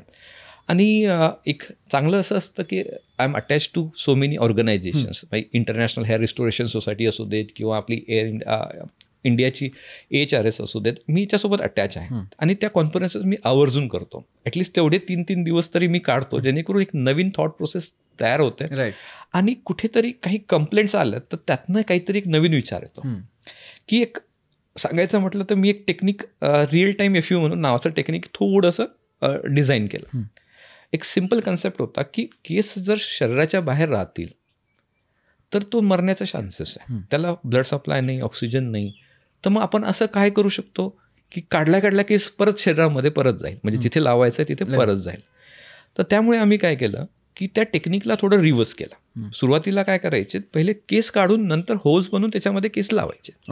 आम्ही पहिले होल बनवायला स्टार्ट केलं. म्हणजे तेवढा टाईम वाचला माझा. आणि आम्ही थोडे केस काढतो आणि लावतो, म्हणजे ते बॉडीच्या बाहेर जास्त वेळ राहतच नाही. तर तो छोटासा चेंज भरपूर रिझल्टमध्ये चेंज करून गेला आहे. म्हणजे एक चांगले रिझल्ट मिळायला लागले, त्यांचं लाईफ वाढायला लागलं केसांचं. आणि जी लॉंग ड्युरेशन आहे, म्हणजे आपण म्हणतो लाईफ कितने दिन रहेंगे हे बाल, हे दिवस किती दिवस डोक्यावरती राहतील, ते पण गळून पडणार नाहीत का. तर तो जो विषय होता तो बऱ्यापैकी कंट्रोलमध्ये आला. की बऱ्याच पेशंटचे हे ट्रान्सप्लांट नंतर थिनिंग व्हायचे, केस पातळ व्हायचे, तर तो प्रमाण आता कमी झाला आहे. आणि सर्व्हायवल जे म्हणतो आपण ग्राफ्टचं, ते 100% व्हायला लागले की जेवढे केस लावलेत तेवढे केस येत आहेत. So small change can make a big difference आपण जसं म्हणतो. तर तसं आम्ही त्याच्यामध्ये केलं आहे. आणि बऱ्याच गोष्टींवरती रिसर्च चालू आहे. जसा जसा टाईम मिळतो तसं थोडं डेडिकेट करणं चालू आहे. वा, कारण आय थिंक ते महत्त्वाचं आहे ना, नवीन कल्पना ट्राय करणं, त्या पुढे आणणं, तरच आपली ग्रोथ पण होईल. पण I think me in general आपल्या जशा गप्पा चालल्यात आणि तुम्ही जसा तुमचा प्रवास सांगितलाय, मला ते एक जाणवलंय की तुम्हाला ते नाविन्य आणि नवीन अजून कसं करता येईल, हे अजून डेव्हलप कसं करता येईल, ह्याचा एक जनरल तुमचा काय म्हणता येईल अस्पायरिंग टू डू दॅट हा एक ॲटिट्यूड तुमचा आधीपासूनच दिसतोय. जसं ॲनेस्थेशियापासून आपण जसं अजून मला काय करता येईल. ॲनेस्थेशियाचा एक खूप मला फायदा झाला की anaesthesia is always about perfection. ॲनेस्थेशियामध्ये तुम्हाला 19-20 नाही चालत. तर तीच जी मेंटॅलिटी माझ्या डोक्यावरती, म्हणजे ज्यावेळेस माझं एज्युकेशन स्कूल ऑफ थॉट जो टाकला होता, तेच परफेक्शननी मी सर्जरी सुद्धा तेवढ्याच परफेक्शननी करायला लागलो. की मी 19-20 नाही ॲक्सेप्ट करत. म्हणजे इव्हन मला आमचं सिस्टम आहे हेअर ट्रान्सप्लांटेशन, ज्यावेळेस आम्ही मल्टिपल सेंटरला करतो त्यावेळेस आमच्याकडे बिफोरचे पण फोटोज येतात, इंटरऑप पण फोटोज येतात आणि पोस्ट ऑप पण फोटोज येतात. जोपर्यंत मी किंवा माझे मेन डॉक्टर्स त्याला रेक्टिफाय करत नाही की ओके हे सर्जरी, तोपर्यंत तो पेशंट ओटीच्या बाहेरच येत नाही. त्यामुळे ती प्रिसिजनेसनेस आणि ते फाईन ट्युनिंग आणि ते जे क्वालिटी कंट्रोल आहे ते माझ्यामध्ये आजही आहे आणि आम्ही ते आजही करतो आहोत. ॲनेस्थेशियामध्ये तुमच्याकडे हार्डली 10 सेकंदाचा वेळ असतो. ज्यावेळेस पेशंट क्रिटिकल होतो 10 सेकंदामध्ये तुम्हाला ॲक्शन करायची असते. तर तो परफेक्शन इथेही आणण्याचा प्रयत्न मी करतो आहे. सो लोणार सरोवरच्या आजूबाजूला मधल्या सुट्टीत टाइमपास करत खेळणारे ते कट्टू आता इथे ला डेन्सिटीचा जो परिवार तुमचा समस्त ग्रो होतो, 250 लोकांचा. 250 लोकांचा परिवार मस्त, आणि तो अजून ग्रो होणार आहे. कसं वाटतंय आता ह्या घडीला तुम्हाला ह्या प्रोसेसमध्ये? आता असं वाटतंय की आपण समाजासाठी जगतोय असं वाटतंय. स्वतःसाठी जगणं हे थोडं कमी आहे असं वाटतंय मला, किंवा स्वतःच्या रिक्वायरमेंट फार कमी असतात. बट आता एक सोशल रिस्पॉन्सिबिलिटी झाली की आता 250 लोकांचा परिवार आहे, तो आपल्याला पुढे घेऊन जायचा आहे. त्यांचे सुखदुःख हे आपले सुखदुःख आहेत. हा थोडासा एक विचार डोक्यामध्ये बऱ्याच वेळेस येतो. म्हणजे कधी असं वाटतं, to be honest with you, की ओव्हरलोड होतं खूप. कधी काही गोष्टी निगेटिव्ह पण घडत असतात. तर असं वाटतं की काय गरज आहे एवढं सगळ्यांची, आपली रिक्वायरमेंट किती आहे, तर आपण हे कशासाठी करतो. पण ती एक जाणीव तयार होतो की आपण एकटे नाही आहोत, आपल्या मागे हा मोठा परिवार आहे. याला आपल्याला याची जिम्मेदारी आपली आहे. सो ती एक शक्ती परत तयार होते राईट. आणि मग परत कामाला लागतो. वा, कमाल. कारण ती जबाबदारी वेगळी आहे. आपलं कुटुंब आता एवढं मोठं झालंय, कॅन इमॅजिन. इथून पुढे कुठे जायचं आहे आता? इथून पुढे ज्या दिवशी ला डेन्सिटीचं नाव ठेवलं, फ्रेंच नाव होतं, इंटरनॅशनल नाव होतं, त्याला इंटरनॅशनल लेवलवरती न्यायचं आहे. आणि इंडियाच्या प्रत्येक मोठ्या सिटीमध्ये एक ऑप्शन क्रिएट करायचं आहे आपल्याला. ला डेन्सिटी एक तुमच्याकडे आहे, तर तुम्ही तिथे ॲटलिस्ट जाऊन एक ऑनेस्ट ओपिनियन तुमच्यासाठी घेऊ शकता. राईट. आणि एवढं एक ट्रस्ट फॅक्टर मार्केटमध्ये किंवा इंडियामध्ये किंवा अक्रॉस द वर्ल्ड क्रिएट करायचं आहे की ला डेन्सिटीमध्ये गेल्यानंतर तुम्हाला ऑनेस्ट ओपिनियन मिळेल, एक ट्रस्टवर्दी ओपिनियन मिळेल की जे तुमचं ते ओपिनियन कोणी बायपास करू शकणार नाही. राईट. की जे अक्रॉस द वर्ल्ड ते जस्टिफाय होईल. तर अशा लेवलचं एक सेंटर, क्लिनिक किंवा ब्रँड काही पण म्हणा तुम्ही, हे एक उभं करण्याची एक इच्छा आहे. आणि त्या अनुषंगाने भारतालाही कुठेतरी इंटरनॅशनल लेवलवरती रिप्रेझेंट करण्याची इच्छा आहे. वा, कमाल. आणि खूपच एक प्राऊड मोमेंट तर आहेच. कारण जसं म्हणालो की जेव्हा वडील म्हणाले की काय MBBS हो, आणि आपल्याला तेव्हा माहिती होतं फक्त एक MBBS केलेला डॉक्टर हा महत्त्वाचा डॉक्टर असतो. तिथून ते इथे येऊन आता एवढ्या उंचीवर आपल्याला घेऊन जायचं आहे, तर कमाल आहे. खूप जबरदस्त मला असं वाटतं. कारण म्हटलं ना, जसं एक 3 मुद्दे आपल्या ह्याच्यात खूप महत्त्वाचे ते. ऑफकोर्स तुमची जी एक्सपर्टी आहे हेअर ट्रान्सप्लांट त्याच्याबद्दल तर होतं, तुमचा पर्सनल जर्नी ही पण मला खूप महत्त्वाची वाटते. कारण जसं म्हटलं, जसं आर्किटेक्चरचं एक्झाम्पल होतं, सगळेच आर्किटेक्चर असतात पण प्रत्येकजण एक त्याचे स्वतःचं काहीतरी एक इनपुट असतो. तसं तुमच्या क्षेत्रात खूप आहे, म्हणून ते एक मला क्युरिओसिटी होती. आणि तिसरं म्हणजे हेच बिझनेस अस्पेक्ट, की हे अजून कसं लोकांपर्यंत नेता येईल, अजून किती जास्त लोकांचे आपण प्रॉब्लेम सॉल्व्ह करू शकतो ह्याच्यातनं, तो एक अप्रोच. इम्पॉर्टंट माझ्यासाठी तेच आहे की मला असं वाटतं बिझनेस किंवा पैसा हा बाय प्रॉडक्ट असतो एक चांगल्या सर्व्हिसचा. तो देव देतो तुम्हाला. म्हणजे मी फर्म बिलिव्हर आहे त्या बाबतीत की तुम्ही चांगली सर्व्हिस द्या, लोक तुम्हाला ॲप्रिशिएट करतील. आजकाल जे डॉक्टरांवरती हल्ले किंवा डॉक्टरांच्या अगेन्स्ट जे काय होतं आहे, ते 2 गोष्टी महत्त्वाच्या आहेत त्याच्यामध्ये मला असं वाटतं. पहिली गोष्ट म्हणजे एक तर डॉक्टरांकडे टाईम कमी असतो. तो गव्हर्नमेंट हॉस्पिटलमध्ये असेल तर त्याच्या बिचाराकडे लिटरली वेळ नसतो. तो 72 तास नॉनस्टॉप काम करत असतो. टेबलवरती झोपत असतो तो आणि काहीतरी करून खाऊन पिऊन काम करत असतो. सो त्यांची लिटरली परिस्थिती खूप वाईट असते. पण जर प्रायव्हेट डॉक्टर आहे ज्यांच्याकडे काम लिमिटेड आहे, तर कुठे ना कुठे रॅपो जो आहे तो कमी पडतो आहे. कुठे ना कुठे तो बिझनेस मॉडेल जास्त अस्तित्वात येतोय. कदाचित ओनर जो आहे तो बिझनेसमॅन आहे, त्याच्या अंडरमध्ये डॉक्टर काम करतोय. कुठेतरी त्याला टार्गेट्स असतील किंवा काहीतरी करायचं असेल, म्हणून हा प्रॉब्लेम क्रिएट होतो. जर डॉक्टरच ओनर आहे आणि डॉक्टरच तुमची ट्रीटमेंट करतो आहे, त्याचं स्वतःचं क्लिनिक आहे, तर he has got free hand की तो पेशंटला क्लिअरली सांगू पण शकतो की बाबा एवढंच शक्य, याच्यापेक्षा जास्त नाही. तर त्याच्या एक्सपेक्टेशन ज्या आहेत त्या कंट्रोलमध्ये राहतात किंवा त्याच्या आवाजवी एक्सपेक्टेशन राहत नाही. आणि जो गॅप क्रिएट होतो, कम्युनिकेशन गॅप होतो, तो राहत नाही. त्यामुळे डॉक्टर जर ओनर असेल ना, तर त्या ठिकाणी जायला मला असं वाटतं, इव्हन हेअर ट्रान्सप्लांटच्या बाबतीत पण डॉक्टर जर ओनर असेल किंवा तो तशा लेवलचा जर ब्रँड असेल की जो फक्त पेशंट सेंट्रिक किंवा पेशंटच्याच भल्यासाठी काम करतोय, तर तशा ठिकाणीच ट्रीटमेंट घ्यायला पाहिजे. तर rather than going for a corporates ज्याच्यामध्ये मे बी त्यांचा बेसिक एमच हा बिझनेस असू शकतो किंवा अर्निंग मनी असू शकतो. राईट. हा अप्रोच खूप मॅटर करतो आय थिंक. आणि जसं म्हटलं की जर म्हणालात तुम्ही की जर का तो पेशंट सेंट्रिक असेल तरच तो लाँग रनमध्ये पण टिकेल. येस. कारण आता पब्लिसिटी, माउथ पब्लिसिटी, रीच, लोकांची फीडबॅक सगळीकडे पोचणे फार जलद गतीने होत आहे. त्यामुळे आय थिंक ह्याच्यात आपल्याला तग धरून चांगलं काम करत राहणं, irrespective of field, I think मला इन जनरल असं वाटतं एव्हरीबडी, तर करत राहणं खूप महत्त्वाचं आहे. आज कसं वाटलं वायफळवर येऊन तुम्हाला? अपेक्षापेक्षा खूप वेगळा टॉपिक आपण टच केलं. म्हणजे पर्सनल लाईफ कोणी ऑन म्हणजे सेलिब्रिटींची बायोग्राफी वगैरे होत असते. ठीक आहे, स्वतःच्याबद्दल बोलणं हे फर्स्ट टाईमच होत आहे, त्याच्यामुळे एक वेगळा अनुभव आहे. म्हणजे अंगावरती काही वेळेस काटे पण आलेत की आपण जुन्या दिवसामध्ये गेलोत. म्हणजे घरातल्या वडिलांचा विषय निघतोय, गावातला विषय निघतोय. हे युजली ओपन प्लॅटफॉर्मवरती कधी होत नाही. मित्रांमध्ये होत राहतं. आपण प्रायव्हेटमध्ये ह्या गोष्टी बोलतो, पण ओपनली फर्स्ट टाईम बोलून छान वाटलं. आम्हाला पण जसं म्हटलं खूप शिकायला पण मिळालं. आणि म्हटलं ना, मला तो माणूस जेव्हाही कोणती एखादी व्यक्ती काहीतरी क्रिएट करते ना आणि जी एवढी मोठ्या प्रमाणात सगळ्यांपर्यंत पोहोचते, त्या व्यक्तीचे काहीतरी स्पेशल इन्साइट्स असतात, इनपुट्स असतात. त्या व्यक्तीने काही 4 गोष्टी एकत्र करून डोक्यात काहीतरी घडवलेलं असतं.